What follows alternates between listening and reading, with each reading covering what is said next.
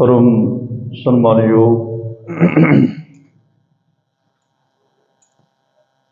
चवर छतर तखत दे मालक जुगो जुगा ठल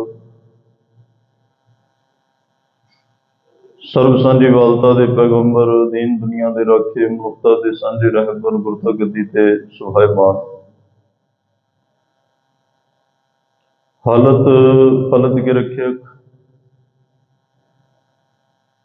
वाली कुल आलम सरवर कायनात साहिब कमाल धन धन धन साहिब श्री गुरु ग्रंथ साहिब जी महाराज। गरीब नवाज सतगुरां दी अपार कृपा बख्शिश रहमत दा सदका आप सरबत माई पाई गुरसिख संगत हर रोज की तरह सतगुरां दे पावन पवित्र दरबार दीयां हाजरियां भरन लई गुरु चरणों विच जुड़ मिल बैठे हो वडभागे हो तंता दे युग हो।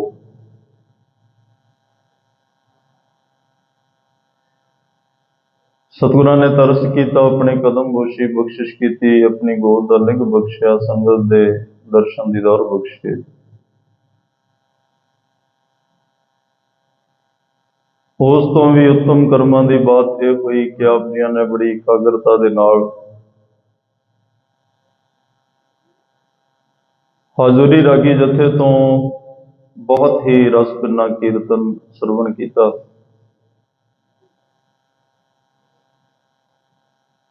उपरंत कुछ समा कथा का गुरमत विचारां का सानू सारियां नू प्राप्त होया। आओ इस मिले हुए समय नू गुरु प्यार दीयां बातां पा के सफल करन दा यतन करिए। धन धन साहिब श्री गुरु ग्रंथ साहिब महाराज जी की अपार कृपा सदका धन धन बाबा हनुमान सिंह जी महाराज की अपार कृपा सदका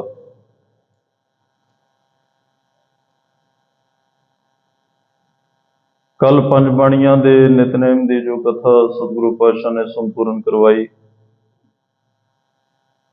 आपां सारियां ने रल मिल के गुरु चरणों में बैठ के आनंद माणिया।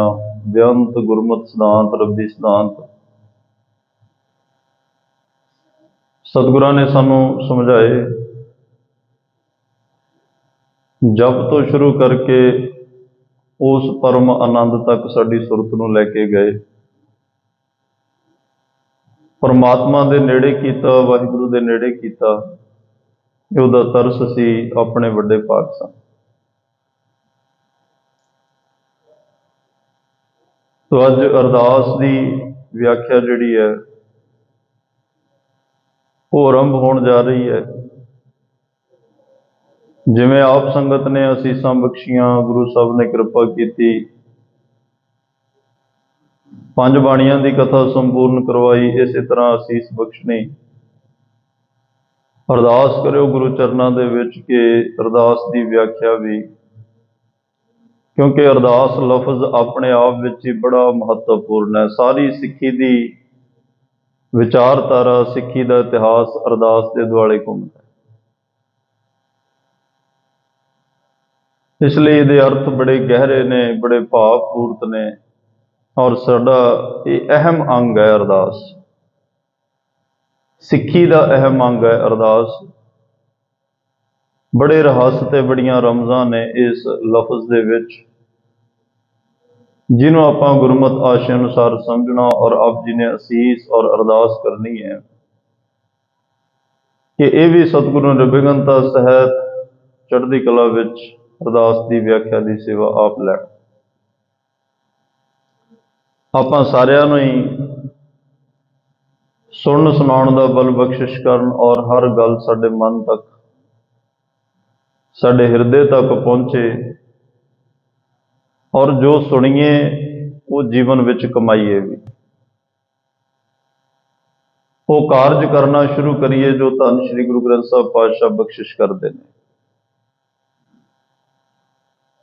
स्वाओ विचार तो पहला गुरबख्शी फतेह की सांझ कोई भी रसना वाझी ना रहे।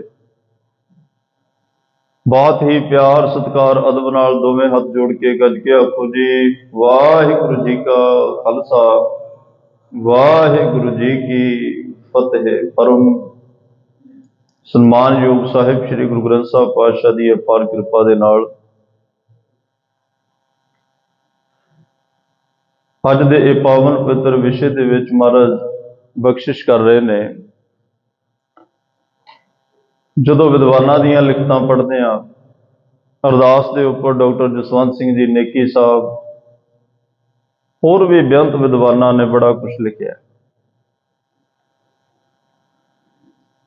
ਇਤਿਹਾਸ ਅਰਦਾਸ ਦਾ ਉਨਾ ਹੀ ਪੁਰਾਣਾ ਹੈ ਜਿੰਨਾ ਮਨੁੱਖ ਦਾ ਇਤਿਹਾਸ ਪੁਰਾਣਾ ਹੈ। ਮਨੁੱਖ ਨੇ ਜਦੋਂ ਇਹ ਸਰੀਰ ਵਜੂਦ ਧਾਰਨ ਕੀਤਾ, ਇਸ ਦੇ ਨਾਲ ਅਰਦਾਸ ਦੀ ਆਰੰਭਤਾ ਵੀ ਹੋ ਗਈ। ਮਨੁੱਖ ਨੇ ਅਜੇ ਜਨਮ ਨਹੀਂ ਸੀ ਲਿਆ, ਇਹ ਮਾਤਾ ਦੇ ਗਰਭ 'ਚ ਸੀ, ਉਦਰ 'ਚ ਸੀ। ਉੱਥੇ ਬੜਾ ਉੱਚਾ ਧਿਆਨ ਲਗਾ ਕੇ, ਬੜੀ ਡੂੰਘੀ ਲਿਵ ਲਾ ਕੇ ਉਸ ਪਰਮਾਤਮਾ ਦੇ ਚਰਨਾਂ ਵਿੱਚ ਬੜੀ ਉੱਚੀ ਤੇ ਸੁੱਚੀ ਅਰਦਾਸ ਕਰ ਰਿਹਾ ਸੀ। ਇਹ ਮਨੁੱਖ ਦੇ ਜੀਵਨ ਦੀ ਪਹਿਲੀ ਅਰਦਾਸ ਹੈ, ਜਦ ਕਿ ਹਲੇ ਸੰਸਾਰ 'ਚ ਨਹੀਂ ਆਇਆ। ਸਰੀਰ ਬਣ ਚੁੱਕਿਆ, ਗੜਨਿੰਦਿਆਂ 6 ਮਾਹੋਂ 6 ਮਹੀਨਿਆਂ 'ਚ ਪਰਮਾਤਮਾ ਨੇ ਸਰੀਰ ਦੀ ਘਾੜਤ ਕੱਢ ਦਿੱਤੀ, ਅਰਦਾਸ ਸ਼ੁਰੂ ਹੋ ਗਈ। ਪਰ ਬੜਾ ਡੂੰਘਾ ਧਿਆਨ, ਬੜੀ ਡੂੰਘੀ ਲਿਵ ਜੁੜੀ ਹੋਈ ਹੈ, ਉਹਦੇ ਵਿੱਚੋਂ ਅਰਦਾਸ ਨਿਕਲਦੀ। ਔਰ ਗਜ਼ਬ ਦੀ ਗੱਲ ਇਹ ਹੈ ਕਿ ਇਸ ਅਰਦਾਸ ਵਿੱਚ ਮੰਗ ਕੋਈ ਨਹੀਂ ਹੈ, ਸਿਰਫ ਪਰਮਾਤਮਾ ਦੀ ਯਾਦ ਹੈ। ਜਾਂ ਇਉਂ ਸਮਝ ਲੈਣਾ, ਪਰਮਾਤਮਾ ਨੂੰ ਯਾਦ ਕਰਨਾ ਵੀ ਅਰਦਾਸ ਹੈ, ਉਹਦਾ ਸਿਮਰਨ ਵੀ ਅਰਦਾਸ ਹੈ।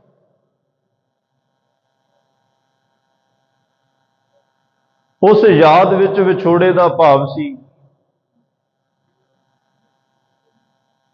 ਅਤੇ ਅੱਖ ਝਪਕਣ ਜਿੰਨਾ ਸਮਾਂ ਵੀ ਪਰਮਾਤਮਾ ਨੂੰ ਨਹੀਂ ਸੀ ਭੁੱਲ ਰਿਹਾ। ਉਸ ਅਰਦਾਸ ਵਿੱਚ ਨਾ ਕੋਈ ਮੰਗ ਸੀ, ਨਾ ਕੋਈ ਲੋੜ ਸੀ, ਨਾ ਖੁਰਾਕ ਦੀ ਲੋੜ, ਨਾ ਪੁਸ਼ਾਕ ਦੀ ਲੋੜ, ਨਾ ਕੱਪੜਿਆਂ ਦੀ ਲੋੜ, ਨਾ ਕਿਸੇ ਮਕਾਨ ਦੀ, ਨਾ ਕਿਸੇ ਘਰ ਦੀ ਲੋੜ।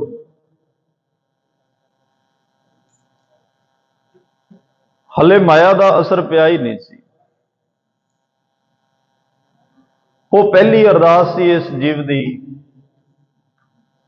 ਜੋ ਸਿਮਰਨ ਰੂਪ ਵਿੱਚ ਪਰਮਾਤਮਾ ਦੇ ਚਰਨਾਂ 'ਚ ਕਰ ਰਿਹਾ ਸੀ, ਜਿਹਨੂੰ ਧੰਨ ਸ਼੍ਰੀ ਗੁਰੂ ਨਾਨਕ ਦੇਵ ਪਾਤਸ਼ਾਹ ਨੇ ਆਪਣੇ ਪਾਵਨ ਪਵਿੱਤਰ ਬਚਨਾਂ ਦੇ ਵਿੱਚ ਦਰਜ ਕੀਤਾ। ਇਸ ਬਾਣੀ ਦਾ ਸਰਲੇਖ ਹੈ ਪਹਿਰੇ।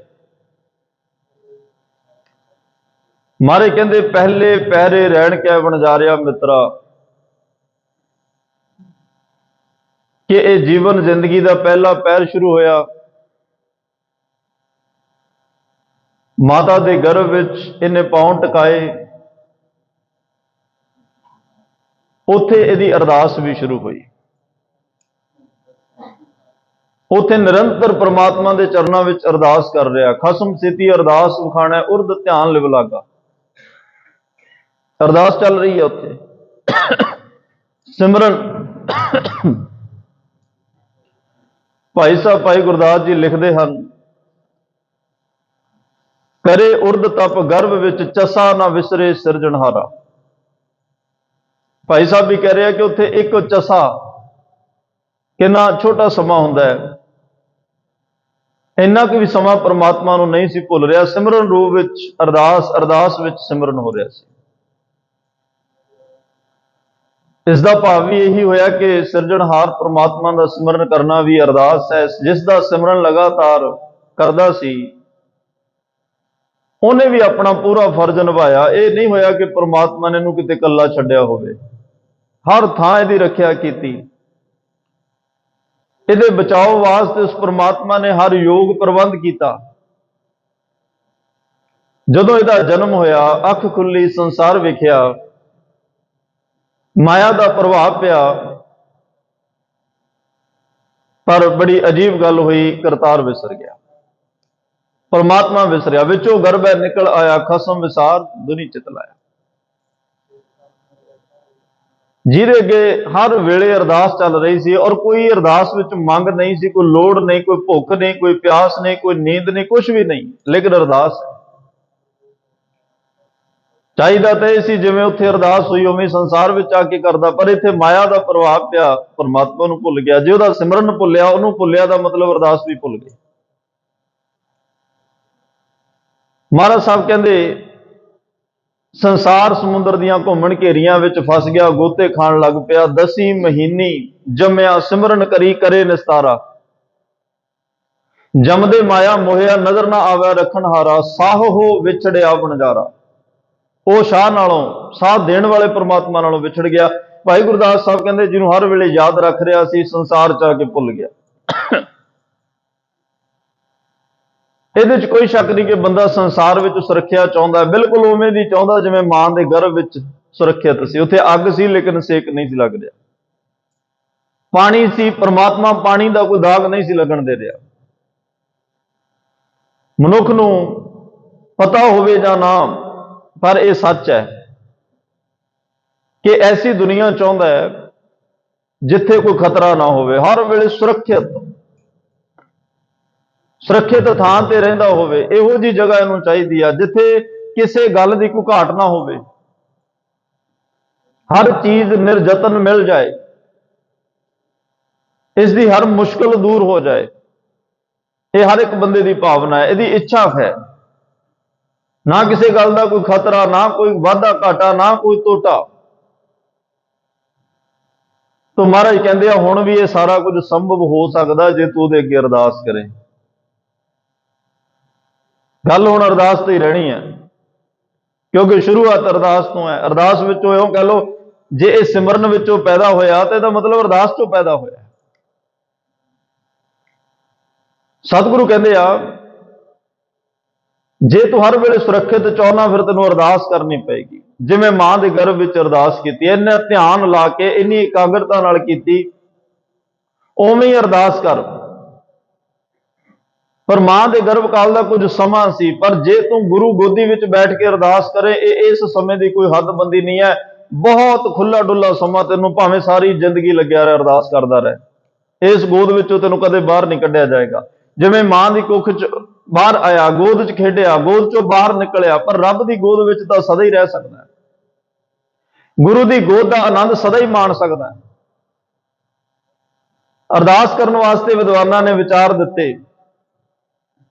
ਅਰਦਾਸ ਕਰਨ ਲੱਗਿਆਂ ਚਲੋ ਆਮ ਵਿਦਵਾਨਾਂ ਦੇ ਖਿਆਲ ਨੇ खुदा मंजूर करता है जब अरदास दिल से होती है। जब ये दुआ दिल तो निकलती है उदों उस परमात्मा के घर कबूली जाती है। लेकिन मुश्किल तो ये है कि जो मुश्किल से होती है, ਜਿਹੜੀ ਗੱਲ ਦੁਆ ਨਾਲ, ਇਲਾਜ ਨਾਲ ਨਹੀਂ ਹੋ ਸਕਦੀ, ਉਹ ਦੁਆ ਨਾਲ, ਅਰਦਾਸ ਨਾਲ ਹੋ ਜਾਂਦੀ ਹੈ। ਬੜੇ ਇਦਾਂ ਦੇ ਵਰਤਾਰੇ ਸੀ ਸੰਸਾਰ 'ਚ ਵੇਖੇ ਹੋਣੇ ਆ, ਜਿੱਥੇ ਮੈਡੀਕਲ ਪ੍ਰਬੰਧ ਜਿਹੜਾ ਉਹ ਹਾਰ ਗਿਆ ਤੇ ਅਰਦਾਸ ਨਾਲ ਜਾਨ ਬਚ ਗਈ। ਗੁਰੂ ਦੀ ਕਿਰਪਾ ਨਾਲ, ਗੁਰੂ ਦੀ ਬਖਸ਼ਿਸ਼ ਨਾਲ ਇਹ ਜੀਵਨ ਅੱਗੇ ਤੁਰ ਪਿਆ। ਜੇ ਅਰਦਾਸ ਇੰਨੀ ਮੁਸ਼ਕਲ ਹੈ, ਫਿਰ ਜੀਵ ਕਰੇ ਕਿਵੇਂ? ਜੇ ਇਹ ਦਿਲ ਤੋਂ ਕੀਤੀ ਹੀ ਪ੍ਰਵਾਨ ਹੋਣੀ ਹੈ, ਉੱਤੋਂ ਕੀਤੀ ਸੁਣੀ ਨਹੀਂ ਜਾਣੀ, ਫਿਰ ਜੀਵ ਕਰੇ ਇੰਨਾ ਮੁਸ਼ਕਲ ਕੰਮ ਇਹ ਕਿਵੇਂ ਕਰ ਸਕਦਾ? ਫਿਰ ਇਸ ਕਾਰਜ ਨੂੰ ਇਹ ਕਿਵੇਂ ਕਰੇ? ਅਸਲ 'ਚ ਇਹਦੀ ਸਮਰੱਥਾ ਹੈ ਹੀ ਨਹੀਂ ਕਿ ਅਰਦਾਸ ਕਰ ਸਕੇ। ਅਰਦਾਸ ਜਦੋਂ ਅਸੀਂ ਕਹਾਂਗੇ ਨਾ, ਅਸੀਂ ਹਰ ਕੰਮ 'ਚ ਕਰਤੇ ਬਣ ਜਾਂਦੇ ਆ ਕਿ ਮੈਂ ਅਰਦਾਸ ਕਰ ਰਿਹਾ, ਜਦੋਂ ਮੈਂ ਕਰਾਂਗੇ ਫਿਰ ਨਹੀਂ ਹੋਣੀ। ਪਾਤਸ਼ਾਹ ਕਹਿੰਦੇ ਜਦੋਂ ਅਸੀਂ ਅਰਦਾਸ ਕਰਦੇ ਆ ਉਦੋਂ ਗੱਲ ਨਹੀਂ ਬਣਦੀ। ਮਾਤਾ ਦੇ ਉਦਰ ਵਿੱਚ ਅਰਦਾਸ ਤੂੰ ਕਰ ਨਹੀਂ ਸੀ ਰਿਹਾ, ਹੋ ਰਹੀ ਸੀ। ਹੋਣ ਤੇ ਕਰਨ ਵਿੱਚ ਫਰਕ ਬਹੁਤ ਹੈ। ਉੱਥੇ ਕੁਝ ਕਰਨ ਜੋਗਾ ਹੈ ਵੀ ਨਹੀਂ ਸੀ।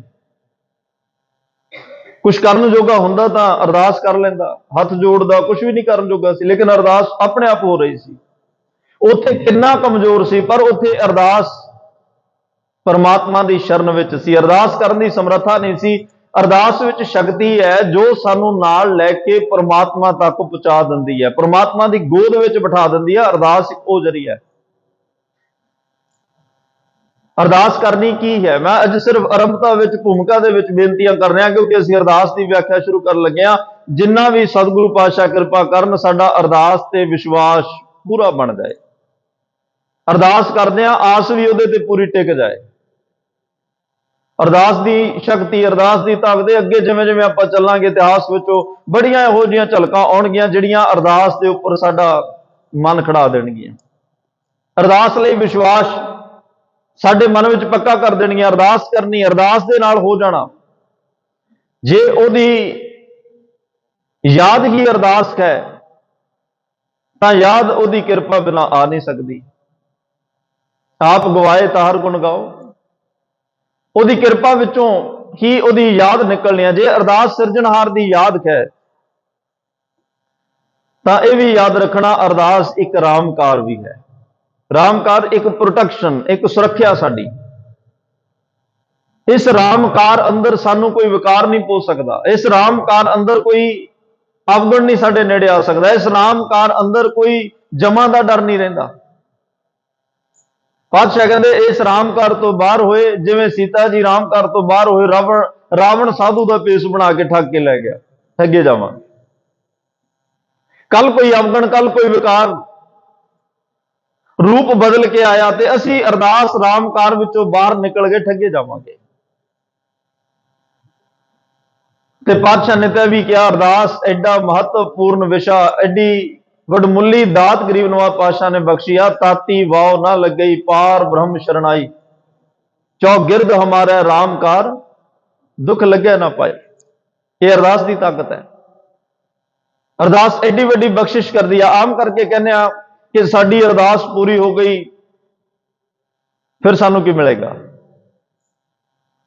ਸਤਿਗੁਰੂ ਕਹਿੰਦੇ ਸੱਚ ਤਾਂ ਇਹ ਹੈ, ਜੋ ਅਰਦਾਸ ਦੀ ਸ਼ਰਨ ਵਿੱਚ ਆ ਗਿਆ ਉਹ ਪਰਮਾਤਮਾ ਦੇ ਘਰ ਵਿੱਚ ਆ ਜਾਂਦਾ ਹੈ। ਉੱਥੇ ਤਾਂ ਫਿਰ ਸਵਾਲ ਹੀ ਨਹੀਂ ਰਹਿੰਦਾ ਵੀ ਕੀ ਮਿਲੇਗਾ। ਜਿਹੜਾ ਚਲਿਆ ਹੀ ਉਸ ਖਜ਼ਾਨੇ ਦੇ ਘਰ ਵਿੱਚ ਚਲਿਆ ਗਿਆ, ਜਿੱਥੇ ਪਰਮਾਤਮਾ ਸਭ ਨਿਧਾਨ ਦਸ ਅਸ਼ਟ ਸਿਧਾਨ ਠਾਕੁਰ ਕਰ ਤਲ ਧਰਿਆ, ਜਿੱਥੇ ਘਰ ਤਾਂ ਤੇਰਾ ਸਭ ਕਿਛ ਗਏ, ਜਿਸ ਦੇ ਸੋ ਪਾਵੇ, ਉਸ ਘਰ ਦੇ ਵਿੱਚ ਹੀ ਅਸੀਂ ਚਲੇ ਗਏ, ਉਸ ਖਜ਼ਾਨਿਆਂ ਵਿੱਚ ਹੀ ਅਸੀਂ ਚਲੇ ਗਏ, ਫਿਰ ਤਾਂ ਸਵਾਲ ਹੀ ਨਹੀਂ ਮਿਲੇਗਾ ਕੀ। ਅਰਦਾਸ ਇਕੱਲੇ ਪਦਾਰਥ ਨਹੀਂ ਲਵਾਉਂਦੀ, ਅਰਦਾਸ ਪਰਮਾਤਮਾ ਦੇ ਘਰ ਲੈ ਜਾਂਦੀ ਹੈ। ਉਹ ਪਰਮਾਤਮਾ ਦੇ ਘਰ ਵਿੱਚ ਆ ਜਾਂਦਾ ਜਿਹੜਾ ਅਰਦਾਸ ਕਰਦਾ, ਜਿੱਥੇ ਕੋਈ ਤੋਟ ਹੀ ਨਹੀਂ ਰਹਿ ਜਾਂਦੀ। ਪਰ ਬੰਦਾ ਜਦੋਂ ਅਰਦਾਸ ਦਾ ਮੁੱਲ ਪਦਾਰਥਾਂ ਵਿੱਚ ਵੱਟਦਾ ਹੈ, ਪਦਾਰਥ ਮਿਲ ਜਾਂਦੇ ਆ, ਲੇਕਿਨ ਇਹ ਨਹੀਂ ਫਿਰ ਹੋ ਸਕਦਾ ਵੀ ਇਹ ਰੱਬ ਦੀ ਗੋਦ ਵਿੱਚ ਬੈਠਾ ਹੋਵੇ, ਉਹਦੀ ਸ਼ਰਨ ਵਿੱਚ ਬੈਠਾ ਹੋਵੇ।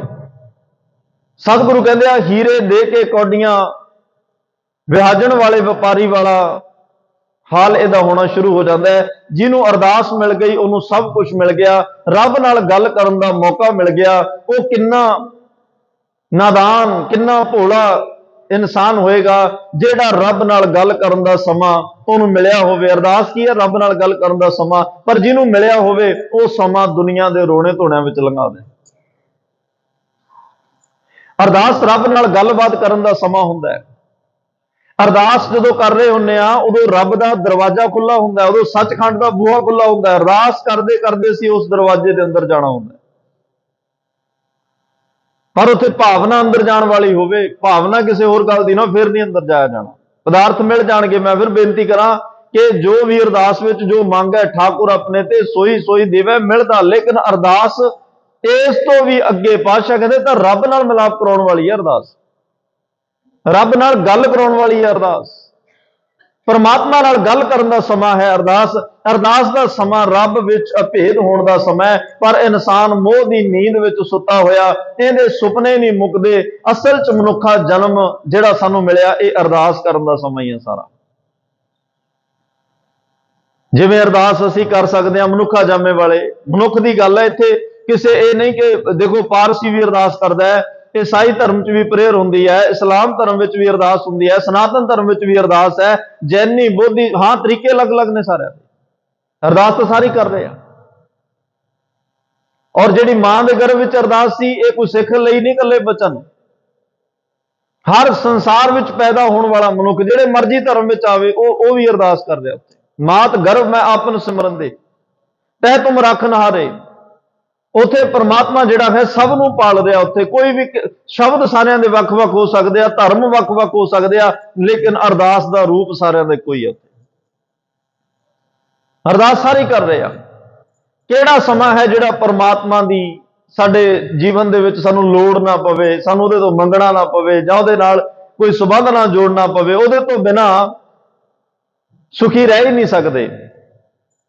ਮਹਾਰਾਜ ਕਹਿੰਦੇ ਜੇ ਪਤਾ ਵੀ ਉਹਦੇ ਬਿਨਾਂ ਸੁਖੀ ਰਹਿ ਨਹੀਂ ਸਕਦੇ, ਫਿਰ ਸਾਨੂੰ ਹਰ ਵੇਲੇ ਅਰਦਾਸ ਦੀ ਸ਼ਰਨ ਵਿੱਚ ਰਹਿਣਾ ਚਾਹੀਦਾ, ਹਰ ਵੇਲੇ ਉਹਨੂੰ ਚੇਤੇ ਰੱਖਣਾ ਚਾਹੀਦਾ। ਜੇ ਉਹਦੇ ਬਿਨਾਂ ਸੁੱਖ ਨਹੀਂ ਜੀਵਨ ਦੇ ਵਿੱਚ, ਫਿਰ ਉਹਨੂੰ ਹਰ ਵੇਲੇ ਯਾਦ ਰੱਖੋ। ਸਤਿਗੁਰੂ ਪਾਤਸ਼ਾਹ ਨੇ ਬੜੀਆਂ ਬਖਸ਼ਿਸ਼ਾਂ ਸਾਡੇ ਤੇ ਕੀਤੀਆਂ। ਗੁਰੂ ਨਾਨਕ ਸਾਹਿਬ ਗਰੀਬ ਨਵਾਜ ਪਾਤਸ਼ਾਹ ਦੇ ਘਰ ਵਿੱਚ ਜਿਹੜੀ ਅੰਮ੍ਰਿਤ ਗੁਰਬਾਣੀ ਰਾਹੀਂ ਮਨੁੱਖ ਨੂੰ ਇੱਕ ਗੱਲ ਚੰਗੀ ਤਰ੍ਹਾਂ ਸਮਝਾ ਦਿੱਤੀ ਕਿ ਭਾਈ ਤੂੰ ਆਪਣੇ ਜੀਵਨ ਵਿੱਚ ਕੁਝ ਜੇ ਕਮਾਈ ਕਰਨੀ ਚਾਹੁੰਦਾ ਹੈ, ਕੇਵਲ ਸਤਿਗੁਰੂ ਦੇ ਚਰਨਾਂ ਵਿੱਚ ਅਰਦਾਸ ਕਰਨ ਦੀ ਜੁਗਤੀ ਸਿੱਖ ਲੈ। ਜੇ ਉਹਦੇ ਘਰ ਪ੍ਰਵਾਨ ਹੋਣਾ ਚਾਹੁੰਦਾ, ਅਰਦਾਸ ਕਰਨ ਦੀ ਜੁਗਤੀ ਸਿੱਖ ਲੈ। ਜੇ ਤੂੰ ਮਾਲਕ ਦੇ ਚਰਨਾਂ ਵਿੱਚ ਅਰਦਾਸ ਕਰੇਗਾ ਤਾਂ ਤੇਰੀ ਅਰਦਾਸ ਸਵੀਕਾਰ ਹੋਏਗੀ, ਤੇਰਾ ਜਪ ਤਪ, ਤੇਰੀ ਕਮਾਈ, ਤੇਰੀ ਸੇਵਾ ਸਵੀਕਾਰ ਹੋਏਗੀ। ਅਸੀਂ ਅਕਸਰ ਇਹ ਸ਼ਬਦ ਆਪਣੀ ਜ਼ਿੰਦਗੀ ਵਿੱਚ ਕਈ ਵਾਰੀ ਵਰਤਦੇ ਹਾਂ, ਚਾਹੇ ਕੋਈ ਸਾਡਾ ਦੁਨਿਆਵੀ ਕਾਰਜ ਹੈ, ਚਾਹੇ ਕੋਈ ਕਿਸੇ ਨੇ ਪਦਵੀ ਲੈਣੀ ਹੈ, ਚਾਹੇ ਕੋਈ ਘਰ ਦੇ ਵਿੱਚ ਖੁਸ਼ੀ ਗਮੀ ਦਾ ਮਾਹੌਲ ਹੈ, ਚਾਹੇ ਕੋਈ ਵੀ ਘਰ ਵਿੱਚ ਹੈ, ਅਸੀਂ ਪਹਿਲਾਂ ਕਹਿੰਦੇ ਹਾਂ ਕਿ ਅਰਦਾਸ ਕਰੋ ਜਾਂ ਅਰਦਾਸ ਕਰਾ ਲਓ। ਅਰਦਾਸ ਤੋਂ ਸਾਡਾ ਹਰ ਕੰਮ ਸ਼ੁਰੂ ਹੁੰਦਾ ਹੈ। ਕੀਤਾ ਲੋੜੀਆ ਕੰਮ ਸੋ ਹਰ ਪੈ ਆਖਿਆ। ਕੋਈ ਵੀ ਅਸੀਂ ਕੰਮ ਕਰਨਾ ਹੈ ਉਹ ਪਹਿਲਾਂ परमात्मा ਨੂੰ ਕਹੀਦਾ, ਗੁਰੂ ਗ੍ਰੰਥ ਸਾਹਿਬ ਪਾਤਸ਼ਾਹ ਨੂੰ ਕਹੀਦਾ। ਅਰਦਾਸ ਸਾਡੇ ਅੰਦਰ ਦੀ ਬੇਬਲਤਾ ਹੈ, ਅਰਦਾਸ ਸਾਡੇ ਅੰਦਰ ਦੀ ਵੇਦਨਾ ਹੈ, ਅਰਦਾਸ ਸਾਡੇ ਅੰਦਰ ਦੀ ਤੜਪ ਹੈ, ਅਰਦਾਸ ਸਾਡੇ ਬਿਰਹੋਂ ਵਿਛੋੜੇ ਦਾ ਅਹਿਸਾਸ ਹੈ। ਪਰ ਜੇ ਹੋ ਜਾਏ, ਕੱਲੀ ਅਰਦਾਸ ਸੰਸਾਰਕ ਪਦਾਰਥਾਂ ਤੱਕ ਨਾ ਰੁਕੀ ਰਵੇ। ਇਹ परमात्मा ਨੇ ਬੜਾ ਸੌਖਾ ਰਸਤਾ ਦਿੱਤਾ ਸਾਨੂੰ ਸਾਰਿਆਂ ਨੂੰ ਅਰਦਾਸ ਰਾਹੀਂ ਰੱਬ ਨਾਲ ਗੱਲ ਕਰਨ ਦਾ, ਉਹਦੇ ਤੱਕ ਪਹੁੰਚਣ ਦਾ। ਤੋਂ ਮਹਾਰਾਜ ਕਹਿੰਦੇ ਆ परमात्मा अरदास सुन के जिहदे अंदरों अरदास निकले दर्शनां लई कवाड़ खोल दिंदा, अपने मेल मिलाप लई दरवाजे खोल दिंदा है। धन गुरु रामदास पातशाह दे बड़े प्यारे बचन ने, हौं ढाडी हर प्रभ खसम का हर कै दर आया। बड़ियां नूं इह हुंदा भी साडी अरदास सुणदा नहीं, जां तुहाडी सुणदा, जां सुणेगा जां नहीं सुणेगा। गुरु जिहड़ा महाराज साहब दा बचन है चौथे पातशाह दा, इहदे विच इह पातशाह दस रहा कि रब सुणदा भी है, जवाब भी दिंदा है। साडी गल सुणदा भी है, ਉਹਦਾ जवाब भी दिंदा। रब ने सारी कायनात की गल सुनी, अरदास सुनी, तां ही ਉਹਦੇ जवाब विच गुरु नानक साहब नूं भेजिया। अरदास ही कीती सी ना परमात्मा दे चरनां विच। ते अज असीं भी जदों अरदास करदे हां, रब बड़े ध्यान नाल कंन ला के सुणदा, सच्चे सुणिया कंन दे कह की रहा है, ते ਉਹਦਾ जवाब भी दिंदा। गुरु रामदास पातशाह कहंदे ਜਦੋਂ ਅਸੀਂ ਇਹਨੂੰ ਕਹਿੰਦੇ ਹਰ ਅੰਦਰ ਸੁਣੀ ਪੁਕਾਰ ਢਾਡੀ ਮੁਖ ਲਾਇਆ, परमात्मा ने पुकार सुनी, मैनू ढाडी, मैनू निमाणे नूं, मैनू ਉਹਦੀ ਉਸਤਤ ਕਰਨ वाले नूं ਉਹਨੇ मुख ला लिया। हर पुछया ढाडी सद कै कित अर्थ तू आया। ਜਦੋਂ मैं पहला अरदास की, उस परमात्मा ने मैनू अपने कोल सद के बुला के पुछया, भाई की काम आया, दस अज की चाहिदा। ਇਹਦਾ मतलब सवाल जवाब हो रहा उत्थे, जो ਅਸੀਂ कह रहे हैं बोल रहे हैं वो सुन रहा है। तो कई बार जे साडे कोले बैठण दा समां होवे तां बिठा के पुछ लैंदा, भाई दस की काम है। भगत नामदेव साहब जदों रब दा दरवाजा खड़काउंदे आ, रब अंदरों आवाज दिंदा, तू कुन रे। सवाल जवाब हो रहा। भगत नामदेव दा हुण किड्डा प्यार, किड्डी नेड़ता होएगी रब नाल, कहंदा मैं जी। जिवें आपां कोई जान पछाण वाला घर होवे, उत्थे ना थोड़ा दसीदा, दरवाजा खड़काए पुछदा अंदरों कौन है, ते आपां कहंदे मैं आ, भी मेरी आवाज तो ही पछाण लै। रब दे घर दा दरवाजा खड़का, रब ने पूछा तू कुन रे। भगत नामदेव कहंदे मैं जी। रब कहंदा नामा। देखो परमात्मा भी कहंदा नामा, कहण लग्या हो जी, कहण लग्या हाँ जी तुहाडा नामदेव। आला ते निवारना, कहण लगे जम कारना, कृपा मारे। कहंदे किवें आया। परमात्मा ने पूछा किवें आया, कहंदा आ जिहड़े संसार दी घुमण घेरियां, संसार दे विषय विकार पदार्थां विच मेरी बेड़ी डगमगा रही है, जम मेरे आले दुआले घुम रहा, मैनू बचा लो। मोको बाहदे बिठला, संसार समुंदे तार गोविंदे, मोको तार ले बाह बिठला। आ संसार समुंदर अग दा सागर है, किते सड़ी ना जावां, परमात्मा नाम दी बेड़ी दे विच बिठा के मैनू तार ले, मेरी बाह फड़। किड्डी नेड़ता है, यह अरदास ही है। ਧੰਨ ਸ਼੍ਰੀ ਗੁਰੂ ਗ੍ਰੰਥ ਸਾਹਿਬ ਪਾਤਸ਼ਾਹ ਕਹਿੰਦੇ ਆ ਜਦੋਂ ਅਰਦਾਸ ਕਰਨੀ ਆ ਭਾਈ ਅੰਦਰੋਂ ਟਿਕ ਕੇ ਅਰਦਾਸ ਕਰ। ਵੈਸੇ ਭਾਈ ਕਾਹਨ ਸਿੰਘ ਜੀ ਨਾਭਾ ਨੇ, ਸੰਸਕ੍ਰਿਤ ਵਾਲਿਆਂ ਨੇ ਹੋਰ ਅਰਥ ਕੀਤੇ ਆ, ਬੜੇ ਕੋਸ਼ਕਾਰਾਂ ਨੇ। ਅਰਦਾਸ 4 ਅੱਖਰਾਂ ਦਾ ਜੋੜ ਹੈ, ਇਹਨੂੰ ਜਦੋਂ ਤੋੜ ਕੇ ਅਰਥ ਕਰਦੇ ਆ ਇਹਦੇ ਵੀ ਅਰਥ ਬੜੇ ਗਹਿਰ ਗੰਭੀਰ ਨੇ। ਭਾਈ ਕਾਹਨ ਸਿੰਘ ਜੀ ਨਾਭਾ ਅਰਜ਼ ਪਲੱਸ ਦਾਸਤ, ਅਰਜ਼ ਦਾ ਮਤਲਬ ਹੁੰਦਾ ਬੇਨਤੀ, ਦਾਸ ਦਾ ਮਤਲਬ ਹੱਥ ਜੋੜ ਕੇ ਅੱਗੇ ਰੱਖਣੀ, ਕਿਸੇ ਅੱਗੇ ਆਪਣੀ ਬੇਨਤੀ ਰੱਖਣੀ। ਜਿਵੇਂ ਗੁਰੂ ਗੋਬਿੰਦ ਸਿੰਘ ਪਾਤਸ਼ਾਹ ਨੂੰ ਪ੍ਰਮਾਤਮਾ ਨੇ ਕਿਹਾ ਮਾਤਲੋਕ ਤੇ ਜਾਓ, ਸੰਸਾਰ ਵਿੱਚ ਜਾਓ, ਉਹਨਾਂ ਨੇ ਹੱਥ ਜੋੜ ਕੇ ਅਰਦਾਸ, ਠਾਠ ਭਇਓ ਮੈਂ ਜੋਰ ਕਰ, ਦੋਨੇ ਹੱਥ ਜੋੜੇ, ਸਿੱਧੇ ਸਾਵਧਾਨ ਖੜੇ ਹੋ ਕੇ ਅਰਦਾਸ ਕੀਤੀ। ਬਚਨ ਕਹਾ ਸਿਰ ਨਿਆਏ, ਸਿਰ ਨਵਾ ਕੇ ਬੇਨਤੀ ਕੀਤੀ। ਪੰਥ ਚੱਲੇ ਤਬ ਜਗਤ ਮੈਂ ਜਬ ਤੁਮ ਕਰੋ ਸਹਾਇ, ਪੰਥ ਤਾਂ ਚੱਲਣਾ, ਮੈਂ ਤਾਂ ਸੰਸਾਰ 'ਚ ਕਾਮਯਾਬ ਹੋਣਾ ਜੇ ਤੁਸੀਂ ਮੇਰੀ ਸਹਾਇਤਾ ਕਰੋਗੇ। ਬੇਕਰ ਜੋਰ ਕਰੋ ਅਰਦਾਸ, ਤੁਧ ਭਾਵੇਂ ਤਾਂ ਆਣੇ ਰਾਸ। ਦੋਨੇ ਹੱਥ ਜੋੜ ਕੇ। ਮਾਂ ਦੇ ਗਰਭ ਵਿੱਚ ਕੋਈ ਸਾਡੇ ਕੋਲ ਇਵੇਂ ਦੀ ਮਰਿਆਦਾ ਨਹੀਂ ਸੀ, ਪਰ ਹੁਣ ਸੰਸਾਰ ਵਿੱਚ ਆ ਗਏ, ਮਨੁੱਖਾ ਜਾਮੈ, ਅਕਲ ਮਤ ਬੁੱਧ ਦਿਮਾਗ, ਗੁਰੂ ਸਾਹਿਬ ਦੀ ਬਖਸ਼ਿਸ਼, ਗੁਰੂ ਦੀ ਗੋਦ, ਸਭ ਕੁਝ ਹੈ। ਤੇ ਹੁਣ ਇੱਕ ਮਰਿਆਦਾ, ਇੱਕ ਨਿਯਮ ਵਿੱਚ ਸਾਨੂੰ ਆਉਣਾ ਪਏਗਾ। ਹੁਣ ਇੱਥੇ ਗੁਰੂ ਗ੍ਰੰਥ ਸਾਹਿਬ ਅਰਦਾਸ ਕਰਨੀ ਆ, ਅੱਜ ਅਸੀਂ ਅਰਦਾਸ ਪੁੱਛ ਰਹੇ ਹਾਂ ਵੀ ਕੀ ਹੈ, ਅਰਦਾਸ ਕਿਵੇਂ ਕਰਨੀ ਆ, ਅਰਦਾਸ ਕਿੱਥੇ ਕਰਨੀ ਆ, ਪੰਥਕ ਅਰਦਾਸ, ਸਾਡੀ ਸ਼ਖਸੀ ਅਰਦਾਸ, ਅਰਦਾਸ ਦੇ ਕੀ ਕੀ ਸਾਡੇ ਜੀਵਨ ਵਿੱਚ ਗੁਣ ਨੇ, ਕੀ ਕੀ ਬਖਸ਼ਿਸ਼ਾਂ ਨੇ ਅਰਦਾਸ ਦੇ ਰਾਹੀਂ। ਇਹ ਵਿਸ਼ੇ ਆਪਣੇ ਆਪ ਵਿੱਚ ਬੜੇ ਲੰਮੇਰੇ ਵਿਸ਼ੇ ਨੇ, ਆਪਾਂ ਚਲੋ ਇੱਕ ਪੰਛੀ ਚਾਰ ਜਿੰਨਾ ਕੁ ਵੀ ਸਮਝਿਆ ਗਿਆ। ਗੁਰੂ ਨਾਨਕ ਸਾਹਿਬ ਪਾਤਸ਼ਾਹ ਕਹਿੰਦੇ ਨੇ, ਮਹਾਰਾਜ ਨੇ ਵੀ ਤਾਂ ਇੱਕ ਅਰਦਾਸ ਵਿੱਚ ਰੂਪ ਵਿੱਚ ਹੀ ਬਚਨਾ, ਯਕ ਅਰਜ਼ ਗੁਫਤਮ ਪੇਸ਼ ਤੋਂ ਦਰਗੋਸ਼ ਕੁਨ ਕਰਤਾਰ, ਹਕਾ ਕਬੀਰ ਕਰੀਮ ਤੂੰ ਬੇਅ ਪਰਵਦਗਾਰ, ਦੁਨੀਆ ਮੁਕਾਮੇ ਫਾਨੀ ਤਹਿਕੀਕ ਦਿਲਦਾਨੀ। ਯਕ ਅਰਜ਼ ਗੁਫਤਮ ਪੇਸ਼ ਤੋਂ, ਅਰਜ਼ ਗੁਫਤਮ, ਉਹ ਉਸ ਪਰਮਾਤਮਾ ਅੱਗੇ ਇੱਕ ਅਰਦਾਸ ਕਰ ਰਿਹਾ ਗੁਰੂ ਨਾਨਕ ਸਾਹਿਬ, ਬੇਨਤੀ ਕਰ ਰਿਹਾ। ਗੁਰੂ ਨਾਨਕ ਸਾਹਿਬ ਨੇ ਅਸਲ 'ਚ ਕੀਤੀਆਂ ਹੀ ਅਰਦਾਸਾਂ ਨੇ, ਰੱਬ ਅੱਗੇ ਕਦੇ ਹੁਕਮ ਤਾਂ ਚਲਾਇਆ ਹੀ ਨਹੀਂ। ਇਹ ਤਾਂ ਆਪਾਂ ਕਈ ਵਾਰ ਕਹਿ ਤਾਂ ਅਰਦਾਸ ਰਹੇ ਹੁੰਦੇ ਆ, ਲੇਕਿਨ ਗੁਰੂ ਨੂੰ ਹੁਕਮ ਸੁਣਾਇਆ ਜਾ ਰਿਹਾ ਹੁੰਦਾ। ਅਰਦਾਸ ਵਿੱਚ ਇੱਕ ਆਪਣੀ ਸ਼ਰਤ ਰੱਖੀ ਜਾਂਦੀ ਹੈ, ਪ੍ਰਮਾਤਮਾ ਤੂੰ ਆਹ ਕਰੀ ਤੇ ਅਸੀਂ ਆਹ ਕਰਾਂਗੇ। ਇਹ ਨਹੀਂ ਕਿਹਾ ਜਾਂਦਾ ਜੋ ਤੁਧ ਭਾਵੈ ਸਾਈ ਭਲੇਕਾਰ, ਤੂੰ ਸਦਾ ਸਲਾਮਤ ਨਿਰੰਕਾਰ। ਗੁਰੂ ਨਾਨਕ ਸਾਹਿਬ ਪਾਤਸ਼ਾਹ ਨੇ ਕਿਤੇ ਵੀ ਕੁਛ ਏਦਾਂ ਦਾ ਨਹੀਂ ਕਿਹਾ ਵੀ ਮੈਨੂੰ ਆਹ ਚਾਹੀਦਾ, ਮੈਨੂੰ ਐ ਚੰਗਾ ਲੱਗਦਾ, ਐ ਹੋਣਾ ਚਾਹੀਦਾ। ਜੋ ਛੱਡਿਆ ਪਰਮਾਤਮਾ ਦੇ ਛੱਡਿਆ। ਜੋ ਤਿਸ ਭਾਵੈ ਨਾਨਕਾ ਸਾਈ ਗੱਲ ਚੰਗੀ, ਜੋ ਤੁਹਾਨੂੰ ਚੰਗਾ ਲੱਗਦਾ ਉਹ ਠੀਕ ਹੈ, ਬਸ ਉਹਦੀ ਰਜ਼ਾ ਵਿੱਚ ਖੁਸ਼ ਹਾਂ। ਕੋਈ ਆਖੇ ਪੂਤਨਾ ਕੋ ਕਹੇ ਬੇਤਾਲਾ, ਕੋਈ ਆਖੇ ਆਦਮੀ ਨਾਨਕ ਵਿਚਾਰਾ ਭਇਆ ਦੀਵਾਨਾ, ਸਾ ਕਹੋ ਹਰ ਬਿਨ ਔਰ ਨਾ ਜਾਣਾ। ਬੜੇ ਲੋਕਾਂ ਨੇ ਬੜੇ ਕਬੂਲ ਬੋਲੇ, ਪਰ ਪਰਮਾਤਮਾ ਦੀ ਰਜ਼ਾ ਸਮਝਿਆ ਵੀ ਜੋ ਕਹਿ ਰਿਹਾ ਠੀਕ ਹੈ। ਜੋ ਸੰਸਾਰ ਕੋਈ ਭੂਤਨਾ, ਕੋਈ ਬੇਤਾਲਾ, ਪਤਾ ਨਹੀਂ ਕੀ ਕੀ ਕੁਛ ਕਹਿ ਰਹੇ ਹੋਣਗੇ। ਮਹਾਰਾਜ ਨੇ ਆਪਣੀ ਬਾਣੀ ਵਿੱਚ ਜ਼ਿਕਰ ਕੀਤਾ, ਇੰਨਾ ਕੁਛ ਵੀ ਕਹਿ ਰਿਹਾ, ਲੇਕਿਨ ਇਹ ਨਹੀਂ ਰੱਬ ਨੂੰ ਕਿਹਾ ਵੀ ਮੈਂ ਤਾਂ ਤੇਰਾ ਨਾਮ ਦੁਨੀਆ ਨੂੰ ਜਪਾਉਣ ਤੁਰਿਆ ਤੇ ਲੋਕ ਮੈਨੂੰ ਭੂਤਨਾ ਕਹਿ ਰਿਹਾ, ਬੇਤਾਲਾ ਕਹਿ ਰਿਹਾ। ਸਿੱਖ ਲਈ ਅਰਦਾਸ ਦਾ ਮਤਲਬ ਹੈ ਆਪਣੇ ਅੰਦਰ ਦੀ ਵੇਦਨਾ ਗੁਰੂ ਅੱਗੇ ਰੱਖਣੀ। ਪਰ ਗੁਰੂ ਨਾਨਕ ਸਾਹਿਬ ਕਹਿੰਦੇ ਆ, ਜਿਹੜੀ ਅਰਦਾਸ ਮਨੁੱਖ ਨੇ ਮਾਂ ਦੇ ਗਰਭ 'ਚ ਕੀਤੀ, ਬਾਅਦ ਵਿੱਚ ਉਵੇਂ ਦੀ ਅਰਦਾਸ ਕੋਈ ਟਾਵਾਂ ਟਾਵਾਂ ਹੀ ਕਰਦਾ ਹੈ। ਨਹੀਂ ਤਾਂ ਅਰਦਾਸ ਦਾ ਜਨਮ ਮਨੁੱਖ ਦੇ ਜਨਮ ਤੋਂ ਪਹਿਲਾਂ, ਮਨੁੱਖਾ ਜਮਾ ਬਾਅਦ ਵਿੱਚ ਆਉਂਦਾ, ਅਰਦਾਸ ਉਸ ਤੋਂ ਪਹਿਲਾਂ ਸ਼ੁਰੂ ਹੋ ਜਾਂਦੀ ਹੈ। ਔਰ ਇਹ ਇਕੱਲੇ, ਮੈਂ ਫਿਰ ਬੇਨਤੀ ਕਰਾਂਗੇ, ਸਿੱਖ ਲਈ ਨਹੀਂ ਹੈ ਕਿ ਸਾਰਿਆਂ ਲਈ ਅਰਦਾਸ ਹੈ। ਉਰਦ ਤਪ ਕਰੇ ਬਣ ਜਾ ਰਿਹਾ ਮਿੱਤਰਾ, ਖਸਮ ਸੇਤੀ ਅਰਦਾਸ, ਖਸਮ ਸੇਤੀ ਅਰਦਾਸ ਖਾਣਾ, ਉਰਦ ਧਿਆਨ ਲਿਵ ਲਾਗਾ, ਨਾ ਮਰਜਾਦ ਆਇਆ ਕਲਪੀ ਤਰਬੌੜ ਨਾ ਜਾਸੀ ਨਾਗਾ। ਇਹ ਪਹਿਰਿਆਂ ਦੀ ਬਾਣੀ 'ਚ ਪਹਿਲੇ ਬੰਦ ਵਿੱਚ ਮਾਰੇ ਕਹਿੰਦੇ ਆ, ਰੱਬ ਅੱਗੇ ਅਰਦਾਸ ਕਰ ਰਿਹਾ ਬੰਦਾ। ਜਦੋਂ ਕਿਹਨੂੰ ਅਰਦਾਸ ਕਰਨੀ ਨਹੀਂ ਆ ਰਹੀ, ਉਦੋਂ ਅਰਦਾਸ ਦੀ ਨੂੰ ਮਰਿਆਦਾ ਨਹੀਂ ਪਤਾ, ਲੇਕਿਨ ਹੋ ਰਹੀ ਹੈ ਸਿਮਰਨ। ਉਹ ਸਿਮਰਨ ਹੀ ਅਰਦਾਸ ਹੈ, ਉਹਦੀ ਯਾਦ ਹੀ ਅਰਦਾਸ ਹੈ।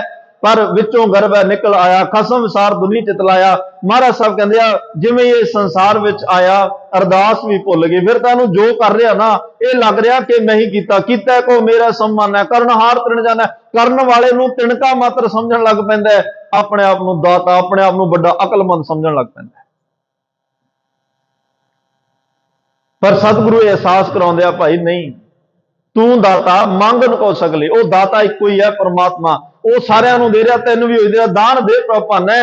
ਤੋਂ ਮਹਾਰਾਜ ਕਹਿੰਦੇ ਆ, ਇਹ ਜਿਹੜੀਆਂ ਬਖਸ਼ਿਸ਼ਾਂ ਉਹ ਪਰਮਾਤਮਾ ਦੇ ਰਿਹਾ। ਜੇ ਅੱਜ ਤੇਰੇ ਰਾਹੀਂ ਕੁਝ ਹੋਇਆ, ਕਰਾਉਣ ਵਾਲਾ ਉਹੀ ਹੈ। ਮਾਨੂ ਕਿਆ ਕੁਛ ਨਾ ਹੀ ਹਾਥ, ਬੰਦੇ ਦੇ ਹੱਥ ਕੁਝ ਵੀ ਨਹੀਂ ਹੈ। ਪਿੱਛੇ ਉਹਦੀ ਸੱਤਾ, ਪਿੱਛੇ ਉਹਦੀ ਤਾਕਤ, ਪਿੱਛੇ ਉਹ ਦ੍ਰਿਸ਼ਟ ਰੂਪ ਵਿੱਚ, ਕਿਉਂਕਿ ਅਰਦਾਸ ਵਿਅਕਤੀ ਨਹੀਂ, ਅਰਦਾਸ ਸ਼ਕਤੀ ਹੈ। ਸ਼ਕਤੀ ਰੂਪ ਵਿੱਚ, ਸ਼ਕਤੀ ਤਾਂ ਫਿਰ ਦਿਸ ਨਹੀਂ ਰਹੀ ਹੁੰਦੀ, ਪਰ ਕਰ ਕਰਾ ਸਭ ਕੁਝ ਰਹੀ ਹੁੰਦੀ ਹੈ। ਆ ਜਿਹੜੇ ਸੁੱਤੇ ਪਿਆ ਸਾਹ ਚੱਲ ਰਿਹਾ, ਇਹ ਵੀ ਉਹਦੀ ਤਾਕਤ। ਜਿਉਂਦੇ ਦਾ ਚਲੋ ਬੰਦਾ ਜਾਗਦਾ ਹੋਵੇ ਕਹਿੰਦਾ ਕਿ ਮੈਂ ਸਾਹ ਲੈ ਰਿਹਾ, ਪਰ ਸੁੱਤੇ ਪਿਆ ਨੂੰ ਕੌਣ ਦਵਾ ਰਿਹਾ? ਪਰਮਾਤਮਾ। ਉਹ ਅਦ੍ਰਿਸ਼ਟ ਸ਼ਕਤੀ, ਉਹ ਤਾਕਤ। ਜਦੋਂ ਬੇਹੋਸ਼ ਹੋ ਜਾਈਦਾ, ਅਨਕੌਂਸ਼ੀਅਸ ਹੋ ਜਾਈਦਾ, ਵੈਂਟੀਲੇਟਰ ਤੇ ਬੰਦਾ ਹੋਵੇ, ਉਦੋਂ ਵੀ ਸਾਹ ਚੱਲ ਰਿਹਾ, ਉਹ ਕੌਣ ਦਵਾ ਰਿਹਾ? ਉਦੋਂ ਤਾਂ ਯਾਦ ਹੀ ਨਹੀਂ ਹੈ ਕਿ ਮੈਂ ਸਾਹ ਲੈਣੇ ਆ। ਫਿਰ ਵੀ ਉਹ ਕਿਸੇ ਨਾ ਕਿਸੇ ਰੂਪ 'ਚ ਰਿਜ਼ਕ ਵੀ ਦੇ ਰਿਹਾ, ਸਾਹ ਵੀ ਦੇ ਰਿਹਾ, ਜ਼ਿੰਦਗੀ ਨੂੰ ਚਲਾ ਕੇ ਰੱਖਿਆ ਹੋਇਆ। ਅਰਦਾਸ ਬੜਾ ਗਹਿਰ ਗੰਭੀਰ ਵਿਸ਼ਾ ਹੈ। ਡਾਕਟਰ ਜਸਵੰਤ ਸਿੰਘ ਨੇਕੀ ਉਹਨਾਂ ਨੇ ਇੱਕ ਕਿਤਾਬ ਲਿਖੀ ਹੈ ਅਰਦਾਸ, ਕਦੇ ਸਮਾਂ ਮਿਲਿਆ ਪੜ੍ਹੋ। ਉਹਦੇ ਵਿੱਚ ਅਰਦਾਸ 4 ਅੱਖਰਾਂ ਨੂੰ ਤੋੜ ਕੇ ਉਹਨਾਂ ਨੇ ਅਰਥ ਕੀਤੇ ਆ। ਪਹਿਲਾ ਅੱਖਰ ਹੈ ਆੜਾ। ਜਿਹੜਾ ਆੜਾ ਅੱਖਰ ਹੈ, ਇਹਦਾ ਅਰਥ ਹੈ ਅੰਤਰਜਾਮੀ। ਪਰਮਾਤਮਾ ਜਿਹਦੇ ਅੱਗੇ ਅਸੀਂ ਅਰਦਾਸ ਕਰਦੇ ਹਾਂ, ਅਸੀਂ ਆਮ ਇਹ ਸ਼ਬਦ ਪੜ੍ਹੇ ਜਾਂਦੇ ਆ, ਬਿਨ ਬੋਲਿਆ ਸਭ ਕੁਝ ਜਾਣਦਾ, ਕਿਸ ਆਗੇ ਕੀਚੈ ਅਰਦਾਸ। ਠੀਕ ਹੈ, ਅਸੀਂ ਸਾਡੇ ਮਨ ਦੀ ਤਸੱਲੀ ਹੈ ਕਿ ਅਸੀਂ ਅਰਦਾਸ ਕੀਤੀ ਜਾਂ ਕਰਾਈ, ਪਰ ਗੁਰੂ ਗ੍ਰੰਥ ਸਾਹਿਬ ਕਹਿੰਦੇ ਭਾਈ ਉਹ ਅੰਤਰਜਾਮੀ ਆ, ਬਿਨ ਬੋਲਿਆ ਸਭ ਕੁਝ ਜਾਣਦਾ। ਨਾ ਵੀ ਤੂੰ ਕੁਝ ਬੋਲੇ ਤਾਂ ਵੀ ਉਹਨੂੰ ਪਤਾ ਤੂੰ ਕੀ ਕਹਿਣਾ ਚਾਹੁੰਦਾ, ਕੀ ਕਹਿਣ ਵਾਸਤੇ ਆਇਆ। ਸੁਣ ਸੁਆਮੀ ਅਰਦਾਸ ਜਨ ਤੁਮ ਅੰਤਰਜਾਮੀ। ਅਸੀਂ ਤੇਰੇ ਜਾਨਾ ਸੇਵਕਾਂ, ਸਾਡੀ ਅਰਦਾਸ ਸੁਆਮੀ ਜੀ ਸੁਣੋ, ਤੁਸੀਂ ਅੰਤਰਜਾਮੀ ਹੋ। ਬੇਸ਼ੱਕ ਤੁਹਾਨੂੰ ਪਤਾ ਹੈ, ਤੁਸੀਂ ਤਾਂ ਹੱਟ ਪੱਟਣ ਵਿੱਚ ਮੰਦਰ ਭੰਨਾ, ਕਰ ਚੋਰੀ ਕਰ ਆਵੇ, ਅੱਗੋਂ ਦੇਖਿਆ ਪਿੱਛੋਂ ਦੇਖਿਆ, ਤੁਝ ਤੇ ਕਾਂਚ ਪਾਵੇ। ਤੁਹਾਡੇ ਕੋਲੋਂ ਕੁਝ ਛੁਪਾਇਆ ਨਹੀਂ ਜਾ ਸਕਦਾ, ਤੁਹਾਡੇ ਅੱਗੇ ਝੂਠ ਨਹੀਂ ਬੋਲਿਆ ਜਾ ਸਕਦਾ। ਤੁਸੀਂ ਜਾਣਦੇ ਹੋ ਸਾਰਾ ਕੁਝ, ਕਿਉਂਕਿ ਤੁਸੀਂ ਅੰਤਰਜਾਮੀ ਹੋ। ਅੰਤਰਜਾਮੀ ਪੁਰਖ ਵਿਧਾਤੇ, ਇਹ ਪੁਰਖ ਵਿਧਾਤਾ ਹੈ, ਇਹ ਅੰਤਰਜਾਮੀ ਹੈ, ਸਭ ਦੇ ਦਿਲ ਦੀ ਜਾਣਦਾ। ਤੇ ਦੂਸਰਾ ਆੜਾ ਫਿਰ ਅਰਦਾਸ ਰਾਰਾ। ਰਾਰੇ ਦਾ ਅੱਖਰ ਹੈ ਰਖਵਾਲਾ। ਇਹਦੇ ਅਰਥ ਬਣਦਾ ਰਖਵਾਲਾ। ਜਿਹੜਾ ਅੰਤਰਜਾਮੀ ਹੈ ਉਹ ਸਾਡਾ ਰਖਵਾਲਾ ਵੀ ਹੈ, ਜਿਹਨੂੰ ਅਸੀਂ ਕਹਿੰਦੇ ਹਾਂ ਰਾਖਾ ਏਕ ਹਮਾਰਾ ਸੁਆਮੀ ਸਗਲ ਘਟਾ ਕਾ ਅੰਤਰਜਾਮੀ। ਗੁਰ ਕਾ ਸ਼ਬਦ ਰਖਵਾਰੇ ਚੌਕੀ ਚੌਗਿਰਦ ਹਮਾਰੇ, ਰਾਮ ਨਾਮ ਮਨ ਲਾਗਾ ਜਮਲ ਜਾਏ ਕਰ ਭਾਗਾ। ਇਹ ਅਰਦਾਸ ਦਾ ਰੂਪ ਹੈ। ਪਾਤਸ਼ਾਹ ਕਹਿੰਦੇ ਰੱਬ ਜਿਹਦੇ ਅੱਗੇ ਅਰਦਾਸ ਕਰਦਾ ਉਹ ਅੰਤਰਜਾਮੀ ਹੈ, ਉਹ ਤੇਰਾ ਰਖਵਾਲਾ, ਤੇਰੀ ਰੱਖਿਆ ਕਰਨ ਵਾਲਾ। ਜਿਹਦੇ ਅੱਗੇ ਗੁਰੂ ਗੋਬਿੰਦ ਸਿੰਘ ਸਾਹਿਬ ਪਾਤਸ਼ਾਹ ਨੇ ਦੋਨੇ ਹੱਥ ਜੋੜ ਕੇ ਬੜੇ ਨਿਮਰਤਾ ਭਾਵ ਦੇ ਵਿੱਚ ਕਿਹਾ ਸੀ, ਹਮਰੀ ਕਰੋ ਹਾਥ ਦੇ ਰੱਛਾ, ਪੂਰਨ ਹੋਏ ਚਿੱਤ ਕੀ ਇੱਛਾ, ਤਬ ਚਰਨਨ ਮਨ ਰਹਿ ਹਮਾਰਾ, ਆਪਣਾ ਜਾਨ ਕਰੋ ਪ੍ਰਤਪਾਰਾ। ਸੇਵਕ ਸਿੱਖ ਹਮਾਰੇ ਤਾਰੀ ਹੈ, ਚੁਣ ਚੁਣ ਸਦਰ ਹਮਾਰੇ ਮਾਰੀ ਹੈ। ਆਪਦੇ ਲਈ ਵੀ ਅਰਦਾਸ, ਆ ਸਿੱਖ ਸੇਵਕਾਂ ਲਈ, ਆ ਜਿਹੜਾ ਪੰਥ ਪਰਿਵਾਰ ਹੈ ਔਰ ਪੂਰੀ ਮਾਨਵਤਾ ਮਨੁੱਖਤਾ ਸਾਰਿਆਂ ਲਈ ਅਰਦਾਸ ਕੀਤੀ ਹੈ। ਅਰਦਾਸ ਸਾਰੇ ਧਰਮ ਕਰਦੇ ਆ, ਲੇਕਿਨ ਸਿੱਖੀ ਦੇ ਵਿੱਚ ਇੱਕ ਅਰਦਾਸ ਦੀ ਵਿਲੱਖਣਤਾ ਹੈ। ਜਦੋਂ ਸੰਪੂਰਨਤਾ ਹੁੰਦੀ ਹੈ ਉਦੋਂ ਕਿਹਾ ਜਾਂਦਾ ਹੈ, ਨਾਨਕ ਨਾਮ ਚੜ੍ਹਦੀ ਕਲਾ ਤੇਰੇ ਭਾਣੇ। ਇੱਥੇ ਆਪਣੇ ਲਈ ਅਰਦਾਸ, ਆਪਣਿਆਂ ਲਈ ਅਰਦਾਸ ਬਹੁਤ ਕਰਦੇ ਤੇ ਕਰਾਉਂਦੇ ਨੇ, ਪਰ ਤੇਰੇ ਭਾਣੇ ਸਰਬੱਤ ਦਾ ਭਲਾ, ਧੰਨ ਗੁਰੂ ਨਾਨਕ ਸਾਹਿਬ ਪਾਤਸ਼ਾਹ ਦੇ ਘਰ ਚ ਕਿਹਾ ਜਾਂਦਾ। ਸਾਡੀ ਅਰਦਾਸ ਸੰਪੂਰਨ ਹੀ ਤਾਂ ਹੁੰਦੀ ਹੈ ਜਦੋਂ ਇਹ ਬਚਨ ਆ ਜਾਣ, ਉਸ ਤੋਂ ਘੱਟ ਪੂਰੀ ਨਹੀਂ ਹੁੰਦੀ, ਸੰਪੂਰਨ ਨਹੀਂ ਹੁੰਦੀ। ਚਾਹੇ ਅਸੀਂ ਪਹਿਲੀ ਪੌੜੀ ਨੂੰ ਪੜ੍ਹ ਕੇ ਹੀ ਅਰਦਾਸ ਕਰੀਏ, ਚਾਹੇ ਇਕੱਲੇ ਦਸੇ ਪਾਤਸ਼ਾਹੀਆਂ ਦਾ ਨਾਮ ਲੈ ਕੇ ਅਰਦਾਸ ਕਰੀਏ, ਲੇਕਿਨ ਜਦੋਂ ਤੁਸੀਂ ਨਤਮਸਤਕ ਹੋਗੇ, ਸੀਸ ਝੁਕਾਓਗੇ, ਉਦੋਂ ਤਾਂ ਕਹੋਗੇ ਨਾ, ਨਾਨਕ ਨਾਮ ਚੜ੍ਹਦੀ ਕਲਾ ਤੇਰੇ ਭਾਣੇ। ਬੇਸ਼ੱਕ ਆਪਣੇ ਲਈ ਬੜਾ ਕੁਝ ਮੰਗਿਆ ਹੋਵੇ, ਆਪਣੇ ਪਰਿਵਾਰ ਬੱਚਿਆਂ ਲਈ ਬੜਾ ਕੁਝ ਮੰਗਿਆ ਹੋਵੇ, ਆਪਣਿਆਂ ਲਈ ਬੜਾ ਕੁਝ ਮੰਗਿਆ ਹੋਵੇ, ਪਰ ਅਖੀਰ ਤੇ ਸਤਿਗੁਰੂ ਕਹਿੰਦੇ ਮਿਲਣਾ ਤਾਂ ਜੇ ਸਰਬੱਤ ਦਾ ਭਲਾ। ਹੁਣ ਉਹਦੇ ਵਿੱਚ ਤਾਂ ਉਹ ਵੀ ਆ ਗਏ, ਫਰੀਦਾ ਬੁਰੇ ਦਾ ਭਲਾ ਕਰ। ਬੁਰਿਆਂ ਲਈ ਵੀ ਤੂੰ ਮੰਗ ਲਿਆ, ਜਿਨ੍ਹਾਂ ਨਾਲ ਤੇਰੀ ਬਣਦੀ ਨਹੀਂ ਉਹਨਾਂ ਲਈ ਵੀ ਮੰਗ ਲਿਆ, ਉਹਨਾਂ ਦਾ ਭਲਾ ਵੀ ਮੰਗ ਲਿਆ। ਆਂਢ ਗੁਆਂਢ ਚ ਕਿਸੇ ਨਾਲ ਤੂੰ ਤੜਕ ਹੋ ਗਈ, ਉਹਦੇ ਲਈ ਵੀ ਮੰਗ ਲਿਆ। ਜਿਹਦੇ ਨਾਲ ਬੋਲ ਚਾਲ, ਜਿਹਨੂੰ ਜਾਣਦਾ ਹੀ ਨਹੀਂ, ਉਹਦੇ ਲਈ ਵੀ ਤੂੰ ਅਰਦਾਸ ਕਰ ਦਿੱਤੀ। ਕਿੱਡੀ ਵਿਸ਼ਾਲਤਾ ਹੈ। ਤੇ ਆਮ ਅਸੀਂ ਇੱਕ ਪੰਜਾਬੀ ਦੇ ਵਿੱਚ ਲਿਖਿਆ ਪੜ੍ਹਦੇ ਆ ਨਾ, ਅੰਤ ਭਲਾ ਕਰ, ਭਲਾ ਹੋ ਭਲਾ, ਅੰਤ ਭਲੇ ਦਾ ਭਲਾ। ਕਿ ਭਾਈ ਭਲਾ ਕਰ, ਭਲਾ ਮੰਗ, ਅੰਤ ਭਲੇ ਦਾ ਭਲਾ ਮੰਗਣ ਵਾਲੇ ਦਾ ਰੱਬ ਆਪੇ ਹੀ ਭਲਾ ਕਰ ਦਿੰਦਾ। ਸਾਡੇ ਬੜੇ ਕਾਰਜ ਨੇ ਜਿਹੜੇ ਅਸੀਂ ਦੂਜਿਆਂ ਦਾ ਜਦੋਂ ਭਲਾ ਮੰਗਦੇ ਆ, ਆਪਣੇ ਭਲੇ ਵੈਸੇ ਹੀ ਹੋ ਜਾਂਦੇ, ਆਪਣੇ ਕਾਰਜ ਵੈਸੇ ਹੀ ਰਾਸ ਹੋ ਜਾਂਦੇ ਆ। ਤੋ ਮਾਰੇ ਕਹਿੰਦੇ ਭਾਈ ਪਰਮਾਤਮਾ ਰਾਖਾ ਵੀ ਹੈ। ਅਰਦਾਸ ਫਿਰ ਤੀਸਰਾ ਅੱਖਰ ਹੈ ਦੱਦਾ, ਉਹ ਦਾਤਾਰ ਵੀ ਹੈ। ਜਿਹੜਾ ਅੰਤਰਜਾਮੀ, ਉਹ ਰਖਵਾਲਾ, ਤੇ ਉਹ ਦਾਤਾਰ। ਦਾਤਾਰ ਮਤਲਬ ਦਾਤਾ, ਤੂੰ ਦਾਤਾ ਦਾਤਾਰ, ਤੇਰਾ ਦਿੱਤਾ ਖਾਵਣਾ। ਦੱਦਾ ਦਾਤਾ ਇੱਕ ਹੈ, ਸਭ ਕੋ ਦੇਵਨਹਾਰ, ਦਿੰਦੇ ਤੋੜਨਾ ਵੀ ਅਗੰਤ ਭਰੇ ਭੰਡਾਰ। ਜਿਹਦੇ ਅੱਗੇ ਅਰਦਾਸ ਕਰਦਾ ਉਹ ਦਾਤਾ ਹੈ। ਜੇ ਕੁਝ ਮੰਗਣਾ ਹੋਇਆ ਉਸੇ ਤੋਂ ਮੰਗੀ, ਕਿਸੇ ਹੋਰ ਤੋਂ ਨਾ ਮੰਗੀ। क्योंकि वो दातां दा खजानिਆਂ ਦਾ मालिक है। घर तां तेरा सब कुछ है, सारा कुछ भी ਉਹਦੇ घर ਵਿੱਚ। पातशाह कहते भाई वो बड़ा अंतरजामी है, वो बड़ा रखिया करने वाला ते वो दातां देने वाला। ते चौथा अखर है ससा, सहारा। ससे का अर्थ किया सहारा। परमात्मा सहारा देने वाला है। महाराज कहते बंदे ने सहारे तो बड़े बनाए हुए आ, पर ये सहारे भी डोल जाते, आप भी डोल जाता। इसलिए अरदास यही करने, तू मेरो मेर पर्वत स्वामी, ओट गही मैं तेरी, ना तुम डोलो ना हम गिरते, रख लीनी हर मेरी। जिन्हों ये सहारा दे दवे, जिन्ने मर्जी वो पाप जीवन में होण, पापियां नूं भी बख्श दिंदा। गल का पापण होई कै, पापां दा गलहार परोता।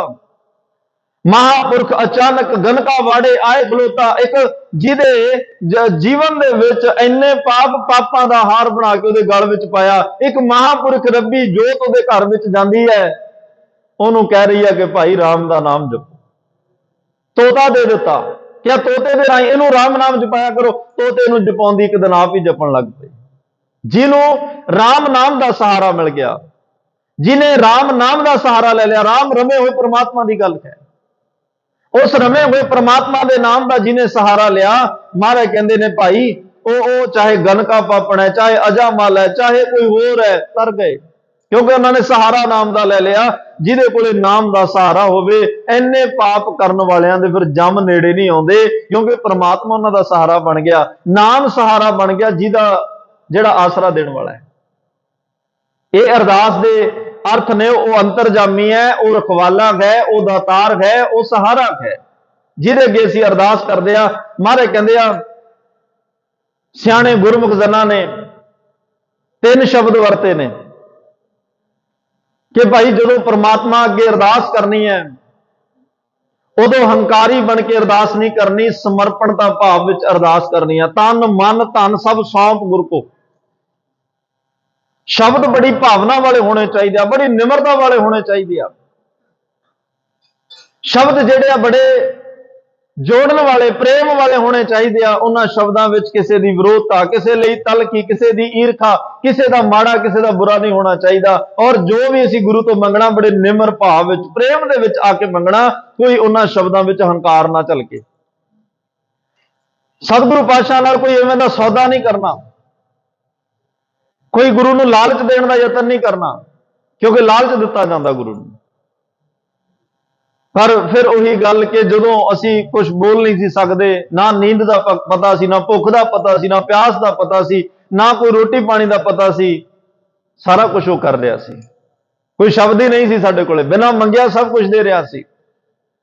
महाराज कहंदे उवें दी अरदास किते हुण संसार विच बन जाए, पर अज तेरी अरदास पदार्थां लई हो गई, परमार्थ लई बने। लोड़ तेरी रब ने पूरी करनी है, पर कलियां लोड़ां लई अरदासां करी जावे, ये चंगी गल नहीं। संसार विच बंदा आया, रोया, बस फिर रोंदा ही रहा। सारी जिंदगी दो शब्द इकट्ठे हो गए, एक लोड़ ते रोना। ना जियां सारी जिंदगी लोड़ां मुक्कियां ते ना दे रोने मुक्के। कदे एक गल पूरी हुई, दूजी खड़ गई, दूजी पूरी हुई, तीजी खड़ गई। सारा ये संसार का वरतारा इवें चलता गया। जिंदगी मुक्कण नूं आ गई, लोड़ां ते रोने धोने मुक्के ही नहीं। अरदास विच भी वही कुछ चलता रहा, जद कि अरदास परमात्मा नाल मिलाप कराउण दा साधन सी।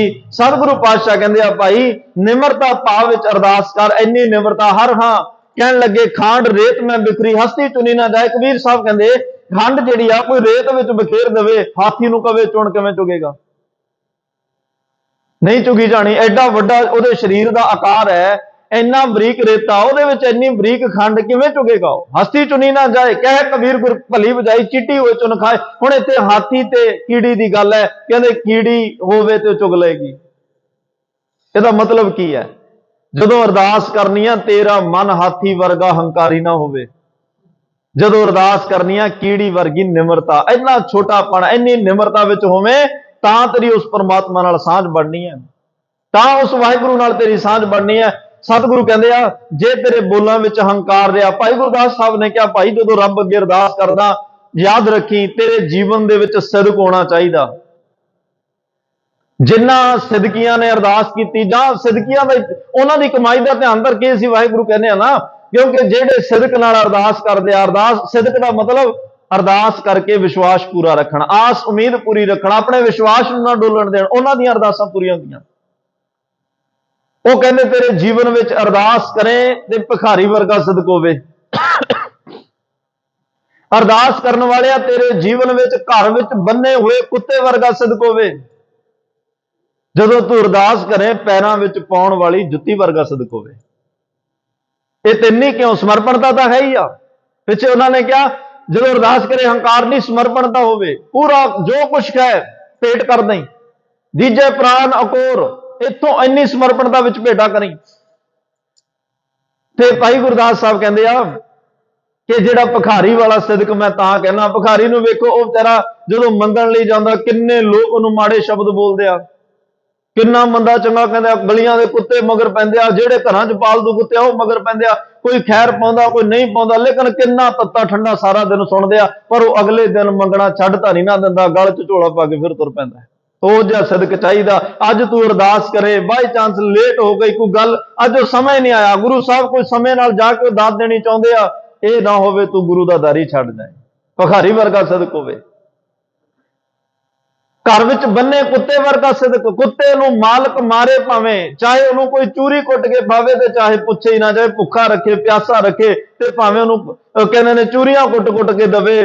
ਤੇ ਜਦੋਂ ਮਾਲਕ ਦੇ ਦਰ ਤੇ ਕੁੱਤਾ ਵੱਧਾ ਹੁੰਦਾ ਹੈ, ਚੂਰੀਆਂ ਖਾਂਦਾ ਵੀ ਮਾਲਕ ਦੇ ਦਰ ਤੇ ਬੈਠਾ, ਜੇ ਮਾਲਕ ਨੂੰ ਪੁੱਛੇ ਨਾ ਮਾਰੇ ਝਿੜਕੇ ਤਾਂ ਵੀ ਉਸ ਦਰ ਤੇ ਬੈਠਾ ਹੁੰਦਾ, ਛੱਡਦਾ ਨਹੀਂ। ਉਹ ਜਿਹਾ ਸਦਕ ਚਾਹੀਦਾ। ਜਦੋਂ ਦਾਤਾਂ ਮਿਲ ਰਹੀਆਂ ਸੀ ਉਦੋਂ ਤਾਂ ਗੁਰੂ ਦੇ ਚਰਨਾਂ 'ਚ ਬੈਠੇ ਆ। ਜੇ ਕਿਤੇ ਕੋਈ ਮਾੜੇ ਕਰਮ ਕਿਰਤ ਕਰਮ ਕੇ ਵਿਛੜੇ, ਕੋਈ ਏਦਾਂ ਦੀ ਕਹਾਣੀ ਵਰਤ ਗਈ, ਜਬ ਕਛ ਪਾਵੇ ਤਬ ਗਰਭ ਕਰਤ ਹੈ, ਮਾਇਆ ਕਹੀ ਤਬ ਰੋਵਨ ਲਗਤ ਹੈ, ਕਿਉਂਕਿ ਮਾਇਆ ਮਿਲ ਗਈ, ਰੱਬ ਨੂੰ ਭੁਲਾ ਦਿੱਤਾ, ਰੱਬ ਨੇ ਕਿਹਾ ਮੈਨੂੰ ਵਾਪਸ ਦੇ, ਕਿਤੇ ਤੈਨੂੰ ਮੇਰਾ ਨਾਂ ਯਾਦ ਆ ਜਾਏ। ਜਦੋਂ ਵਾਪਸ ਲੈਂਦਾ ਹੈ ਫਿਰ ਬੰਦਾ ਕਹੇ ਵੀ ਇਹ ਦਾਰੀ ਛੱਡ ਕੇ ਆਪਾਂ ਕਿਤੇ ਹੋਰ ਚੱਲੀਏ। ਐਵੇਂ ਪ੍ਰਵਾਨ ਨਹੀਂ ਹੋਣਾ। ਮਹਾਰਾਜ ਕਹਿੰਦੇ ਵਫਾਦਾਰ ਕਿਹੋ ਜਿਹਾ ਹੋਣਾ ਚਾਹੀਦਾ, ਸਿਦਕ ਕਿਵੇਂ ਦਾ? ਆ ਘਰ 'ਚ ਬੰਨੇ ਕੁੱਤੇ ਤੋਂ ਸਿੱਖ, ਭਾਵੇਂ ਉਹ ਮਾਲਕ ਕੁੱਟੇ ਮਾਰੇ ਕੁਛ ਕਰੇ, ਮਾਲਕ ਦਾ ਦਰ ਨਹੀਂ ਛੱਡ ਕੇ ਜਾਂਦਾ। ਗੁਰੂ ਤੇਗ ਬਹਾਦਰ ਸਾਹਿਬ ਨੇ ਤਾਂ ਕਹਿ ਦਿੱਤਾ, ਸੁਆਮੀ ਕੋ ਗ੍ਰਿਹ ਜੋ ਸਦਾ, ਸਵਾਨ ਤਜਤ ਨਹੀਂ ਨਿਤ, ਕਹੋ ਨਾਨਕ ਇਹ ਬਿਦ ਭਜੋ, ਇੱਕ ਮਨ ਹੋਏ ਇੱਕ ਚਿੱਤ। ਆ ਕੁੱਤੇ ਦੀ ਉਦਾਹਰਨ ਦੇ ਕੇ ਕਹਿ ਰਿਹਾ ਐਵੇਂ ਜਪ, ਕਿਉਂਕਿ ਉਹਦਾ ਸਰੀਰ ਵੀ ਮਾਲਕ ਦੇ ਦਰ ਤੇ ਹੈ, ਚਿੱਤ ਵੀ ਮਾਲਕ ਦੇ ਦਰ ਤੇ ਹੈ। ਉਹ ਗੁਆਂਢੀਆਂ ਦੇ ਘਰਾਂ 'ਚ ਨਹੀਂ ਜਾਂਦਾ ਵੀ ਅੱਜ ਮਾਲਕ ਨੇ ਕੁਛ ਨਹੀਂ ਪਾਇਆ ਤੁਸੀਂ ਪਾ ਦਿਓ। ਕਿੱਡੀ ਆਸ ਹੁੰਦੀ ਹੈ ਉਸ ਕੁੱਤੇ ਨੂੰ ਵੀ ਹੁਣ ਨਹੀਂ ਬੁਲਾਇਆ ਸ਼ਾਮ ਨੂੰ ਬੁਲਾ ਲਏਗਾ, ਸ਼ਾਮ ਨੂੰ ਨਹੀਂ ਬੁਲਾਇਆ ਸਵੇਰੇ ਬੁਲਾ ਲਏਗਾ, ਸਵੇਰੇ ਨਹੀਂ ਬੁਲਾਇਆ ਦੁਪਹਿਰੇ ਬੁਲਾ ਲਏਗਾ, ਦੁਪਹਿਰੇ ਨਹੀਂ ਬੁਲਾਇਆ ਕਦੇ ਤਾਂ ਬੁਲਾਏਗਾ, ਕਦੇ ਤਾਂ ਕੁਛ ਪਾਏਗਾ, ਦਰ ਨਹੀਂ ਛੱਡ ਕੇ ਜਾਂਦਾ। ਇਹੋ ਜਿਹਾ ਸਦਕ ਹੋਣਾ ਚਾਹੀਦਾ। ਤੀਜਾ ਉਹਨਾਂ ਨੇ ਕਿਹਾ ਪੈਰਾਂ ਵਿੱਚ ਪਾਉਣ ਵਾਲੀ ਜੁੱਤੀ। ਜੁੱਤੀ ਵਿਚਾਰੀ ਦੇਖੋ ਘਰ ਤੋਂ ਲੈ ਕੇ ਆਈ, ਰਾਹ 'ਚ ਕਿੰਨੇ ਕੰਡੇ ਹੋਣਗੇ, ਕੱਚ ਖਿਲ ਰਿਹਾ, ਰੋੜੀਆਂ ਵੱਟੀਆਂ ਹੋਣਗੀਆਂ ਤੇ ਪੈਰਾਂ 'ਚ ਚੁਭਣ ਦਾ ਨਹੀਂ ਨਾ ਕੁਝ ਦਿੱਤਾ, ਤਾਂ ਕਿ ਤੇਰੀ ਮੰਜ਼ਿਲ ਤੇ ਤੂੰ ਪਹੁੰਚ ਸਕੇ, ਰਾਹ ਦੀ ਕੋਈ ਰੁਕਾਵਟ, ਪੈਰ ਦੇ ਵਿੱਚ ਕੁਝ ਵੱਜੇ, ਰਾਹ ਦੀ ਰੁਕਾਵਟ ਨਾ ਬਣ ਜਾਏ। ਪਰ ਐਡੇ ਸਦਕ ਨਾਲ ਜਦੋਂ ਘਰੇ ਗਿਆ ਉਦੋਂ ਵੀ ਤੂੰ ਬਾਹਰ ਲਾਈ, ਤੇ ਜਦੋਂ ਗੁਰੂ ਘਰ ਆਇਆ ਉਦੋਂ ਵੀ ਬਾਹਰ ਗੇਟ ਤੇ ਲਾ ਕੇ ਆਇਆ। ਜੁੱਤੀ ਦਾ ਅੰਦਰ ਵੀ ਨਹੀਂ ਆ ਸਕਦੀ, ਪਰ ਸਦਕ ਕਿੰਨਾ ਉੱਥੇ ਬੈਠੀ ਤੇਰਾ ਇੰਤਜ਼ਾਰ ਕਰ ਰਹੀ ਆ ਵੀ ਮਾਲਕ ਜਦੋਂ ਆਏਗਾ ਮੈਨੂੰ ਕੁਝ ਸਮੇਂ ਲਈ ਉਹਦੇ ਅੰਗਾਂ ਦੀ ਸਪਰਸ਼ਤਾ ਮਿਲੇਗੀ, ਮੇਰੇ ਲਈ ਇੰਨਾ ਹੀ ਕਾਫੀ ਹੈ। ਮੈਨੂੰ ਉਹ ਘਰੇ ਵੜਨ ਲੱਗਿਆ ਬਾਹਰ ਲਾ ਜਾਂਦਾ ਕੋਈ ਫਰਕ ਨਹੀਂ, ਪਰ ਜਦੋਂ ਆਉਂਦਾ ਪਾਉਂਦਾ ਤਾਂ ਪੈਰਾਂ 'ਚ ਹੈ ਨਾ, ਸਪਰਸ਼ਤਾ ਤਾਂ ਮਿਲਦੀ ਆ ਨਾ, ਮੈਨੂੰ ਉਹਦਾ ਸੰਗ ਤਾਂ ਮਿਲਦਾ ਹੈ ਨਾ। ਐਡੀ ਭਾਵਨਾ ਐਡਾ ਸਦਕ ਹੋਵੇ ਤੇ ਚਾਹੇ ਦਰਵਾਜ਼ੇ ਤੇ ਭਾਈ ਨੰਦ ਲਾਲ ਸਾਹਿਬ ਦੇਖੋ ਵਿਚਾਰੇ ਉੱਥੇ ਬੈਠਦੇ ਆ ਜਿੱਥੇ ਇੱਕ ਕੁੱਤਾ ਬੈਠਦਾ ਹੈ। ਗੁਰੂ ਗੋਬਿੰਦ ਸਿੰਘ ਸਾਹਿਬ ਕੁੱਤੇ ਵੱਲ ਇੱਕ ਬੁਰਕੀ ਸਿੱਟਦੇ ਆ, ਭਾਈ ਨੰਦ ਲਾਲ ਕਹਿੰਦਾ ਪਾਤਸ਼ਾਹ ਨੰਦ ਲਾਲ ਵੀ ਤੇਰੇ ਦਰ ਦਾ ਕੁੱਤਾ, ਇੱਕ ਬੁਰਕੇ ਦੇ ਵੱਲ ਵੀ ਸਿੱਟਦਾ। ਲਾਲ ਸਗ ਗੁਲਾਮ ਗੁਰੂ ਗੋਬਿੰਦ ਸਿੰਘ, ਰੇਜ਼ਾ ਚੀਨੇ ਖਾਨ ਗੁਰੂ ਗੋਬਿੰਦ ਸਿੰਘ, ਲਾਲ ਇਹ ਨੰਦ ਲਾਲ ਤੇਰੇ ਦਰ ਦਾ ਕੂਕਰ ਹੈ। ਸਿਦਕ ਐਸਾ ਸਿਦਕ ਭਾਈ ਗੁਰਦਾਸ ਕਹਿੰਦੇ ਆ, ਆਵਤ ਹੈ ਜਾ ਕੇ ਦੁਆਰ, ਆਵਤ ਹੈ ਜਾ ਕੇ ਭੀਖ, ਮੰਗਨ ਭਿਖਾਰੀ ਦੀਨ। ਕਹਿੰਦੇ ਜਿਵੇਂ ਆ ਭਿਖਾਰੀ ਫਿਰਦੇ ਆ ਨਾ ਦਰ ਦਰ ਮੰਗਦੇ, ਲੋਕਾਂ ਦੇ ਕਬੂਲ ਸਹਿ ਕੇ ਵੀ, ਪਰ ਉਹ ਮੰਗਣਾ ਨਹੀਂ ਛੱਡਦੇ। ਦੇਖ ਅਧੀਨਾ ਨਿਰਾਸ਼ੋ ਨਾ ਵਿਡਾਰ ਹੈ, ਜੇ ਕੋਈ ਨਹੀਂ ਵੀ ਕੁਝ ਪਾਉਂਦਾ ਉਹ ਨਿਰਾਸ਼ਤਾ ਵਿੱਚ ਨਹੀਂ ਜਾਂਦੇ, ਉਹ ਆਪਣਾ ਕੰਮ ਨਹੀਂ ਛੱਡਦੇ। ਬੈਠਤ ਹੈ ਜਾ ਕੇ ਦੁਆਰ, ਆ ਦੂਜੀ ਉਦਾਹਰਨ ਕੁੱਤੇ ਦੀ ਹੈ। ਆਸਾ ਕਹਿ ਵਿਡਾਰ ਸਵਾਨ, ਅੰਤ ਪਰਨਾ ਕਹਿ ਤੋਰ ਟੂਕ ਤਾਹੇ ਡਾਰ ਹੈ, ਚਾਹੇ ਉਹਨੂੰ ਮਾਲਕ ਕੁਛ ਪਾਵੇ ਭਾਵੇਂ ਨਾ ਪਾਵੇ, ਮਾਲਕ ਦਾ ਦਰ ਨਹੀਂ ਛੱਡਦਾ। ਪਾਇਨ ਕੀ ਪਨੀਆਂ ਰਹਿਤ ਪਰ ਹਰੀ। ਆ ਜੁੱਤੀ ਦੀ ਉਦਾਹਰਨ ਹੈ ਤੀਜੀ। ਕਹਿੰਦੇ ਉਹ ਜੁੱਤੀ ਦਾ ਸਿਦਕ ਵੇਖ, ਜਿਹਨੂੰ ਕੁਝ ਸਮੇਂ ਲਈ ਮਾਲਕ ਦਾ ਸਪਰਸ਼ ਹੋਇਆ, ਲੇਕਿਨ ਉਹਦੇ ਸਿਦਕ ਵਿੱਚ ਉਹਦੇ ਪਿਆਰ ਵਿੱਚ ਬੈਠੀ ਆ, ਤੇ ਇਹ ਨਹੀਂ ਕਹਿੰਦੀ ਵੀ ਥੋੜਾ ਸਮਾਂ ਕਿਉਂ ਪੈਰਾਂ ਨਾਲ ਰੱਖਿਆ, ਜਿੰਨਾ ਕੁ ਵੀ ਰੱਖਿਆ ਉਹਦੇ ਲਈ ਸ਼ੁਕਰਗੁਜ਼ਾਰ ਹੈ। ਕਾਹੂ ਕਾਹੂ ਕਾਜ ਉੱਠ ਚਲਤ ਸਮਾਰਖ ਹੈ। ਸਾਰੇ ਕਾਰਜੋ ਪੈਰਾਂ ਵਿੱਚ ਪਾ ਕੇ ਜੁੱਤੀ ਨੂੰ ਕਰਦਾ ਹੈ। ਛਾੜ ਅਹੰਕਾਰ ਛਾੜ ਹੋਏ ਗੁਰਮਾਰਗ ਮੈਂ, ਭਾਈ ਜੇ ਪ੍ਰਮਾਤਮਾ ਨਾਲ ਸੰਬੰਧ ਜੋੜਨਾ ਹੰਕਾਰ ਛੱਡ, ਸਿਦਕ ਪੈਦਾ ਕਰ। ਇਹਨਾਂ ਵਰਗਾ ਭਿਖਾਰੀ ਵਰਗਾ ਕੁੱਤੇ ਵਰਗਾ ਪੈਰਾਂ 'ਚ ਪਈ ਜੁੱਤੀ ਵਰਗਾ ਸਿਦਕ ਪੈਦਾ ਕਰਕੇ ਅਰਦਾਸ ਕਰ। ਕਬੂ ਕੈ ਦਇਆ ਕੈ ਦਿਆਲ ਪਗ ਧਾਰਕ ਹੈ।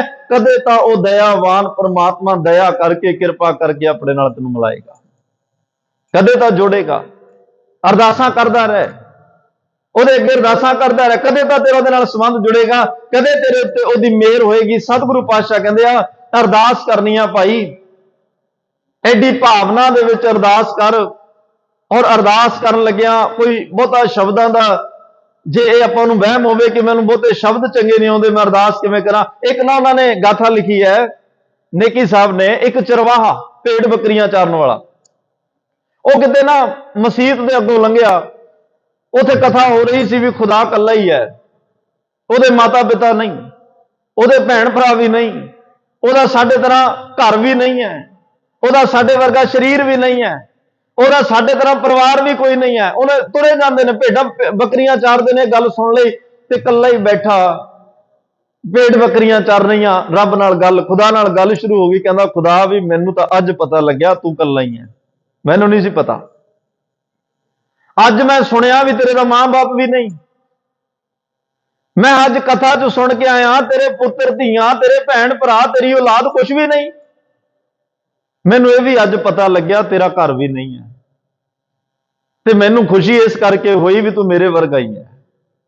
ਮੇਰਾ ਵੀ ਦੁਨੀਆ ਤੇ ਕੋਈ ਨਹੀਂ, ਤੇਰਾ ਵੀ ਦੁਨੀਆ ਤੇ ਕੋਈ ਨਹੀਂ, ਮੇਰੇ ਕੋਲੇ ਵੀ ਘਰ ਨਹੀਂ, ਤੇਰੇ ਕੋਲੇ ਵੀ ਘਰ ਨਹੀਂ, ਮੈਨੂੰ ਵੀ ਮੇਰੇ ਮਾਂ-ਬਾਪ ਭੈਣ ਭਰਾ ਰਿਸ਼ਤੇਦਾਰ ਸਭ ਛੱਡ ਗਏ, ਤੇ ਤੇਰਾ ਤਾਂ ਹੈ ਹੀ ਕੋਈ ਨਹੀਂ। ਤੂੰ ਇਉਂ ਕਰ, ਤੂੰ ਵੀ ਇਕੱਲਾ ਤੇ ਮੈਂ ਵੀ ਇਕੱਲਾ, ਤੂੰ ਮੇਰੇ ਕੋਲ ਆ ਜਾ। ਆਹ ਦੇਖ ਤੈਨੂੰ ਬੱਕਰੀਆਂ ਦਾ ਤਾਜ਼ਾ ਦੁੱਧ ਚੋ ਕੇ ਪਿਲਾਇਆ ਕਰਾਂਗਾ, ਤੂੰ ਥੱਕ ਜਾਏਗਾ ਤੇਰੀ ਮੁੱਠੀ ਚਾਬੀ ਕਰਾਂਗਾ, ਤੈਨੂੰ ਚਿੰਤਾ ਨਾ ਕਰ ਕੱਪੜੇ ਵੀ ਧੋ ਕੇ ਦਿਆਂਗਾ, ਤੇਰਾ ਚੰਗੀ ਤਰ੍ਹਾਂ ਦਹੀਂ ਮਲ ਕੇ ਇਸ਼ਨਾਨ ਵੀ ਕਰਾਂ, ਮੈਲ ਵੀ ਤੇਰੀ ਚੰਗੀ ਤਰ੍ਹਾਂ ਲਾਇਆ ਕਰਾਂਗਾ, ਜਿਹੜਾ ਕੁਝ ਤੂੰ ਖਾਣਾ ਹੋਏਗਾ ਮੈਂ ਉਹ ਪਕਾ ਕੇ ਖਿਲਾ ਦਿਆ ਕਰਾਂਗਾ। ਤੂੰ ਆ ਜਾ, ਆਪਣੇ ਦੋਨਾਂ ਦਾ ਚੰਗਾ ਨਿਰਵਾਹ ਹੋ ਜਾਏਗਾ। ਹੁਣ ਦੱਸੋ ਕਿਹੜੇ ਸ਼ਬਦ ਨੇ। ਹਜ਼ਰਤ ਮੂਸਾ ਜੀ ਕੋਲ ਦੀ ਲੰਘ ਰਹੇ ਸੀ, ਉਹਨਾਂ ਨੇ ਬਚਨ ਸੁਣੇ, ਥੱਪੜ ਮਾਰਿਆ। ਕਹਿੰਦੇ ਉਹ ਗੁਸਤਾਖ ਕਿਹਨੂੰ ਕਹਿ ਰਿਹਾ? ਉਹ ਕਹਿੰਦਾ ਖੁਦਾ ਨੂੰ ਕਹਿ ਰਿਹਾ। ਕਹਿੰਦਾ ਕੁਝ ਸੋਚ, ਜਿਹੜਾ ਖੁਦਾ ਸਭ ਨੂੰ ਰਿਜ਼ਕ ਦੇ ਰਿਹਾ, ਜਿਹੜਾ ਸਾਰੇ ਸੰਸਾਰ ਨੂੰ ਪਾਲ ਰਿਹਾ, ਜਿਹਨੇ ਸਾਰੇ ਸੰਸਾਰ ਨੂੰ ਘਰ ਮਕਾਨ ਦਿੱਤੇ, ਪੁੱਤਰ ਧੀਆਂ ਔਲਾਦ ਦਿੱਤੀ, ਸਰੀਰ ਦਿੱਤੇ, ਤੂੰ ਉਹਨੂੰ ਰੱਖੇਗਾ। ਜਿਹੜਾ ਸਾਰਿਆਂ ਨੂੰ ਰਿਜ਼ਕ ਦੇ ਰਿਹਾ ਤੂੰ ਉਹਨੂੰ ਦੁੱਧ ਪਿਲਾਏਗਾ। ਜਿਹੜਾ ਸਾਰਿਆਂ ਦੀ ਮੈਲ ਕੱਟਣ ਵਾਲਾ ਤੂੰ ਉਹਦੀ ਮੈਲ ਕੱਟੇਗਾ। ਜਿਹੜਾ ਸਾਰਿਆਂ ਦੇ ਜਨਮ ਦੇ ਇਹ ਕਰਮ ਪਾਪ ਨਿਵਾਰਨ ਵਾਲਾ ਤੂੰ ਉਹਦੇ ਕਰਮਾਂ ਦਾ ਭਾਈਵਾਲ ਹੋਏਗਾ। ਤਾਂ ਉਹ ਕਹਿੰਦਾ ਵੀ ਗਲਤੀ ਹੋ ਗਈ। ਉਹ ਕਹਿੰਦਾ ਵੀ ਖੁਦਾ ਮੇਰੇ ਤੋਂ ਗਲਤੀ ਹੋ ਗਈ, ਜੇ ਤੈਨੂੰ ਇੰਨੀ ਕੁ ਗੱਲ ਕਹਿਣ ਲੱਗਿਆ ਮੈਨੂੰ ਚਪੇੜਾਂ ਵੱਜ ਰਹੀਆਂ, ਜਦੋਂ ਤੂੰ ਆ ਗਿਆ ਉਹਦੇ ਪਤਾ ਨਹੀਂ ਮੇਰਾ ਕੀ ਹਾਲ ਹੋਣਾ। ਤੂੰ ਆਪਦੇ ਘਰ ਚੰਗਾ, ਮੈਂ ਆਪਦੇ ਘਰ ਚੰਗਾ, ਤੂੰ ਨਾ ਹੀ ਆਈ, ਬਸ ਜਿਵੇਂ ਆਪਾਂ ਹੈਗੇ ਠੀਕ ਆ। ਮੈਨੂੰ ਨਹੀਂ ਪਤਾ ਵੀ ਤੇਰੇ ਨਾਲ ਮਿੱਤਰਤਾ ਐਡੀ ਭਾਰੀ ਪੈ ਸਕਦੇ, ਹਲੇ ਤਾਂ ਤੂੰ ਆਇਆ ਵੀ ਨਹੀਂ, ਪਹਿਲੇ ਹੀ ਚਪੇੜਾਂ ਵੱਜਣ ਲੱਗ ਪਈਆਂ, ਤੂੰ ਨਾ ਹੀ ਆ ਤਾਂ ਚੰਗਾ। ਤੇ ਅੱਜ ਹਜ਼ਰਤ ਮੂਸਾ ਜਦੋਂ ਧਿਆਨ ਲਾਉਣ ਲੱਗੇ, ਧਿਆਨ ਨਹੀਂ ਲੱਗਿਆ। ਜਦੋਂ ਉਸ ਪਰਮਾਤਮਾ ਦੇ ਚਰਨਾਂ 'ਚ ਬੈਠੇ, ਧਿਆਨ ਨਹੀਂ ਜੁੜਿਆ। ਖੁਦਾ ਨੇ ਇਲਹਾਮ ਕੀਤਾ, ਖੁਦਾ ਨੇ ਆਕਾਸ਼ਬਾਣੀ ਭਵਿੱਖਬਾਣੀ ਦਿੱਤੀ, ਹਜ਼ਰਤ ਮੂਸਾ ਤੇਰੇ ਧਰਮੀ ਬਾਣਾ ਪਾਇਆ। ਧਰਮੀ ਲੋਕਾਂ ਦਾ ਕੰਮ ਟੁੱਟਿਆਂ ਨੂੰ ਜੋੜਨ ਵਾਲਾ ਹੁੰਦਾ ਹੈ। ਤੂੰ ਦੁਨੀਆ ਤੇ ਜਿਹੜੇ ਜਿਨ੍ਹਾਂ ਨੂੰ ਅਰਦਾਸ ਨਹੀਂ ਆਉਂਦੀ, ਤੂੰ ਅਰਦਾਸ ਕਰਨੀ ਸਿਖਾਉਣੀ ਆ। ਜਿਹੜੇ ਵਿਛੜਿਆ ਉਹਨਾਂ ਨੂੰ ਮਿਲਾਉਣਾ ਤੇਰਾ ਕੰਮ ਹੈ। ਤੂੰ ਤਾਂ ਅੱਜ ਇੰਨਾ ਸੋਹਣਾ ਚੰਗਾ ਮੇਰੇ ਨਾਲ ਵਿਛੜਿਆ, ਉਹਨੂੰ ਤੋੜ ਕੇ ਆ ਗਿਆ। ਤੂੰ ਉਹਦੇ ਨਾਲ ਉਹਦੇ ਸੰਬੰਧ ਮੇਰੇ ਨਾਲ ਤੋੜ ਦਿੱਤਾ, ਜਿਹੜਾ ਐਡੇ ਪਿਆਰ ਵਿੱਚ ਮੈਨੂੰ ਐਵੇਂ ਤਾਂ ਇੰਨੇ ਪਿਆਰ ਨਾਲ ਮੈਨੂੰ ਅੱਜ ਤੱਕ ਕਿਸੇ ਨੇ ਆਵਾਜ਼ ਹੀ ਨਹੀਂ ਮਾਰੀ। ਹਜ਼ਰਤ ਮੂਸਾ ਨੇ ਮਾਫੀ ਮੰਗੀ ਉਸ ਗੱਲ ਦੀ। ਹੁਣ ਇੱਥੇ ਸ਼ਬਦ ਦੇਖ ਲਓ ਕੀ ਨੇ। ਕਦੇ ਇਸ ਭਾਵ ਵਿੱਚ ਅਸੀਂ ਵੀ ਉਹਨੂੰ ਅਰਦਾਸ ਕਰੀਏ, ਏਦਾਂ ਆਵਾਜ਼ ਮਾਰ ਕੇ ਕਹੀਏ ਪਾਤਸ਼ਾਹ ਆ, ਅਸੀਂ ਜਿਹੜਾ ਹੈ ਤੇਰੇ ਨਾਲ ਗੱਲਾਂ ਕਰਨੀਆਂ ਚਾਹੁੰਦੇ ਆ। ਅਰਦਾਸ ਭਾਈ ਬੋਲਾਂ ਦੀ ਨਹੀਂ, ਇਹ ਆਤਮਾ ਦੀ ਪੁਕਾਰ ਹੁੰਦੀ ਹੈ, ਇਹ ਰੂਹ ਦੇ ਬੋਲ ਹੁੰਦੇ ਆ। ਬਿਨ ਬੋਲਿਆ ਸਭ ਕੁਝ ਜਾਣਦਾ। ਬੋਲਿਆ ਮਤਲਬ ਜੇ ਸ਼ਬਦ ਨਾ ਵੀ ਬੋਲੇ ਜਾਂਦੇ ਹੋਣ ਜਾਂ ਅਸੀਂ ਬੋਲ ਨਾ ਸਕੀਏ। ਹੁਣ ਇੱਥੇ ਸਾਰੇ ਅਰਦਾਸ ਕਰਦੇ ਆ ਪਰ ਬੋਲਦਾ ਤਾਂ ਕੋਈ ਵੀ ਨਹੀਂ ਹੈ। ਸਾਰੇ ਮਨ ਹੀ ਮਨ ਵਿੱਚ ਅਰਦਾਸ ਕਰ ਰਹੇ ਆ ਤੇ ਸਭ ਦੀ ਸੁਣ ਰਿਹਾ। ਸਾਰਿਆਂ ਦੀਆਂ ਅਰਦਾਸਾਂ ਪ੍ਰਵਾਨ ਹੋ ਰਹੀਆਂ ਨੇ। ਸਤਿਗੁਰੂ ਪਾਤਸ਼ਾਹ ਕਹਿੰਦੇ ਆ ਇਹ ਬਿਨ ਬੋਲਿਆ ਸਭ ਕੁਝ ਜਾਣਦਾ। ਇਸ ਭਾਵਨਾ ਨਾਲ ਅਰਦਾਸ ਕਰ, ਕਿਉਂਕਿ ਅਰਦਾਸ ਬੋਲਾ ਜਿਹੜੇ ਮੂੰਹ ਤੋਂ ਨਿਕਲੇ ਹੋਏ ਸ਼ਬਦ ਤਾਂ ਘਰ ਦੀ ਛੱਤ ਤੱਕ ਜਾ ਸਕਦੇ ਆ, ਘਰ ਦੀ ਚਾਰ ਦੀਵਾਰੀ ਤੱਕ ਜਾ ਸਕਦੇ ਆ, ਪਿੰਡ ਦੇ ਦੂਜੇ ਕੋਨੇ ਤੱਕ ਜਾ ਸਕਦੇ ਆ। ਜਿਹੜੀ ਆਤਮਾ ਤੋਂ ਨਿਕਲੀ ਹੋਈ ਅਰਦਾਸ ਆ, ਇਹ ਰੱਬ ਦੇ ਘਰ ਤੱਕ ਜਾਂਦੀ ਹੈ। ਦਿਲ ਤੋਂ ਨਿਕਲੇ ਹੋਏ ਬੋਲ ਪਰਮਾਤਮਾ ਦੇ ਘਰ ਤੱਕ ਪਹੁੰਚਦੇ ਆ। उस परमेश्वर के घर पहुंचते आ ते मारे कहते आ ये उस परमात्मा नाल संबंध जोड़न का जरिया है। गुरु नानक साहब नूं पुछया सी सिद्धा ने कि तुहाडे जीवन का मकसद की करते हो। मारे कहते उन्होंने सवाल किया, कौन तुम्हें, क्या नाम तुम्हारा, कौन मारो कौन सुआओ, साच कहो अरदास हमारी। गुरु नानक साहब उन्हें जवाब देंदे आ, कहते मेरे जीवन का मनोरथ, मेरे जीवन का सहारा, मेरे जीवन का अंग अरदास है। जदों भी जीवन में समा वध तो वध मिलता मैं रब अगे अरदास करदा, होर कुछ भी नहीं। हाँ संत जना बल जाओ, रब दे प्यारे गुरमुखां च बैठ के सिर्फ उहदे प्यार दीयां बातां पाईदियां ने, होर कुछ भी नहीं, क्योंकि अरदास करके मेरा उस परमात्मा नाल संबंध जुड़िया होया। गुरु अंगद देव पातशाह वेले भी भाई अरदास हुई है, भाई जीवा जी ने की। गुरु अमरदास पातशाह ने तो अरदास जगत जलंदा रख लै, अपनी कृपा धार जित द्वारा उभरै तिता लिओ, पूरी मानवता का भला इस अरदास विच मंग लिया। आ बोल अज भी जदों सरबत के भले दी जां एक नगर खेड़े की सुख शांति लिए अखंड पाठ साहब सहज पाठ जो भी नगर खेड़े च कराया जाता है, उदों अरदास हुंदी है, जगत जलंदा रख लै, अपनी कृपा धार जित द्वारा उभरै तिता लिओ वार। किड्डी विशालता है इन्हां बोलां दे विच। मारे कहंदे अरदास कर दिल तो, और जदों करनी है समर्पण भावना नाल करनी है, हंकार विच नहीं करनी, और सिदक जिहदे अगे अरदास करने उते विश्वास पूरा होवे, उहदे ते आस पूरी होवे। जे अरदास करन लग्गियां विश्वास ना रहा, जे तू अरदास करके कवें कराई आ पता नहीं की होना की नहीं। राय बुलार ने गुरु नानक साहब नूं बड़े भावपूर्त शब्दां च कहा सी कि खुदा मेरे मन की मुराद पूरी कर सी। आई शब्द सने नहीं क्या, मेरे घर औलाद नहीं, पुत्र नहीं है। गुरु नानक साहब ने कहा सी, राय जी उस खुदा ते पूर्ण विश्वास रखियो, खुदा हर एक दे मन की मुराद पूरी कर सी। वो तो पूरा विश्वास रखियो, तेरी क्यों नहीं पूरी। 1 साल बाद फिर उहदे घर पुत्र होया। अरदास तो बाद विश्वास होवे। भाई बुद्धू ने गुरु अर्जन देव पातशाह को कहा, महाराज मेरा आवा जेड़ा वो पक्का निकले, अरदास करो। मारे कहते संगतां नूं घर च बुला, कीर्तन करा, लंगर चला, अरदास कर, कोई भुखा नहीं घर विचों मुड़ना चाहिए। पता नहीं रब किहड़े रूप विच कदों आ जाए ते अरदास करे। जदों सारी संगत तेरे कारोबार लिए अरदास करेगी, वधेगा फुलेगा। पर कई बार इंसान भुल जाता है, समझ नहीं आती, मत छोटी है, और सतगुरु कोई ना कोई ये चोज वरता देंगे। भाई लखू जी आए, उन्होंने कहा प्रसादा छकाओ, वो कहता भी नहीं, जदों लंगर अरदास होएगी लंगर बाद विच वरतेगा, पहला नहीं। तो चलो वो सिख ने क्या, जिन्नियां मर्जी अरदासां करा ला, तेरा आवा कच्चा ही रहेगा। एक पासे इस सिख की अरदास, एक पासे सारी संगत अरदास कर रही है। गुरु अर्जन देव पातशाह को कहा, महाराज हुण किहड़ी अरदास ते यकीन करा। एक पासे तुहाडा सिख वो कल्ला ही खड़ा बाहर कह रहा कि तेरा आवा कच्चा रहना है, ते एक पासे तुहाडे सिख बेचारे सवेर तो लगे आ, तो कदे कोई बाणी का पाठ, कदे कोई बाणी का, कदे कोई कीर्तन ते अरदास कर रहा। हुण की मारे कहंदे देख आवा तां कच्चा रहना, पर संगत की अरदास भी बिरथी कदे ना होवे। जन की अरदास तेनों भाव पक्कियां वाला मिल जाएगा।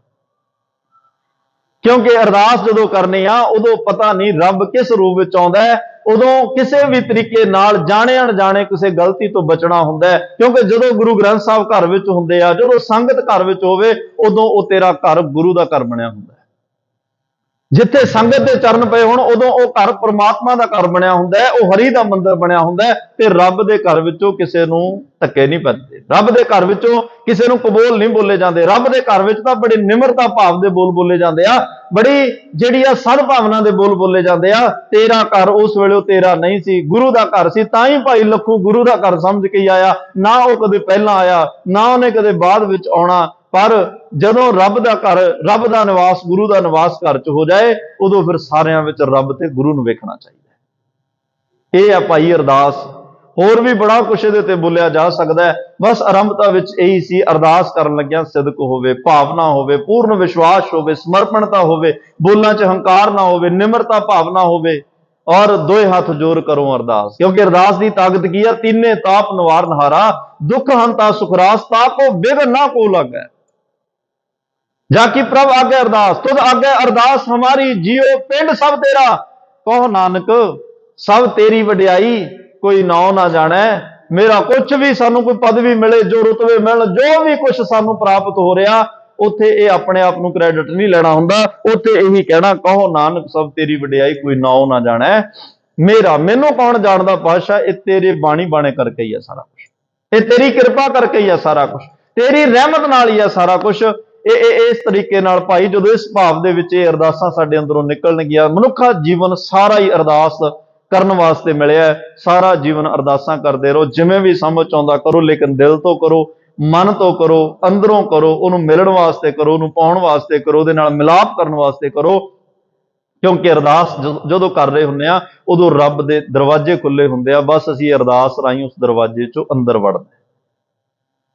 ਹੰਕਾਰ ਰੁਕਾਵਟ ਖੜੀ ਕਰਦਾ, ਵਿਕਾਰ ਰੁਕਾਵਟ ਖੜੀ ਕਰਦਾ, ਸੰਸਾਰ ਮੋਹ ਮਾਇਆ ਇਹ ਰੁਕਾਵਟ ਖੜੀ, ਇਹਨਾਂ ਤੋਂ ਬਚਣਾ ਹੈ ਤਾਂ ਸਤਿਗੁਰੂ ਜ਼ਰੂਰ ਬਖਸ਼ਿਸ਼ ਕਰਨਗੇ। ਆਉਣ ਵਾਲੇ ਦਿਨਾਂ 'ਚ ਹੋਰ ਵੀ ਬੜੀਆਂ ਮਹਾਨ ਬਖਸ਼ਿਸ਼ਾਂ ਸਾਡੀ ਝੋਲੀ ਵਿੱਚ ਗੁਰੂ ਸਾਹਿਬ ਪਾਉਣਗੇ। ਗੁਰਮਤਿ ਦੀ ਰੋਸ਼ਨੀ ਵਿੱਚ ਆਪਾਂ ਹੌਲੀ ਹੌਲੀ ਨਾਲ ਇਹ ਸਾਰਾ ਕੁਝ ਸਮਝਦੇ ਚੱਲਾਂਗੇ। ਅੱਜ ਦੀ ਇੱਥੇ ਸਮਾਪਤੀ। ਹੋਈਆਂ ਬੇਅੰਤ ਭੁੱਲਾਂ ਦੀ ਖਿਮਾ ਦੇਹੋ ਸੱਜਣ ਅਸੀਸੜੀਆਂ ਜੋ ਹੋਵੇ। ਸਾਹਿਬ ਸੁਮੇਲ ਆਓ ਸਾਰੀ ਸੰਗਤ ਆਨੰਦ ਸਾਹਿਬ ਦੀ ਬਾਣੀ 'ਚ ਰਸਨਾ ਪਵਿੱਤਰ ਕਰਿਓ ਜੀ। ਫਿਰ ਅਰਦਾਸ ਬੇਨਤੀ ਵਿੱਚ ਜੁੜਾਂਗੇ, ਹੁਕਮਨਾਮੇ ਸਰਵਣ ਕਰਨੇ ਆ। ਕੋਈ ਵੀ ਰਸਨਾ ਵਾਂਝੀ ਨਾ ਰਵੇ। ਆਨੰਦ ਸਾਹਿਬ ਰਾਮ ਕਲੀ ਮਹੱਲਾ ਤੀਜਾ। ਆਨੰਦ ਇੱਕ ਓੰਕਾਰ ਸਤਿਗੁਰ ਪ੍ਰਸਾਦ। ਆਨੰਦ ਭਇਆ ਮੇਰੀ ਮਾਏ ਸਤਿਗੁਰੂ ਮੈਂ ਪਾਇਆ। ਰਾਗ ਰਤਨ ਪਰਵਾਰ ਪਰੀਆਂ ਸ਼ਬਦ ਗਾਵਣ ਆਈਆਂ।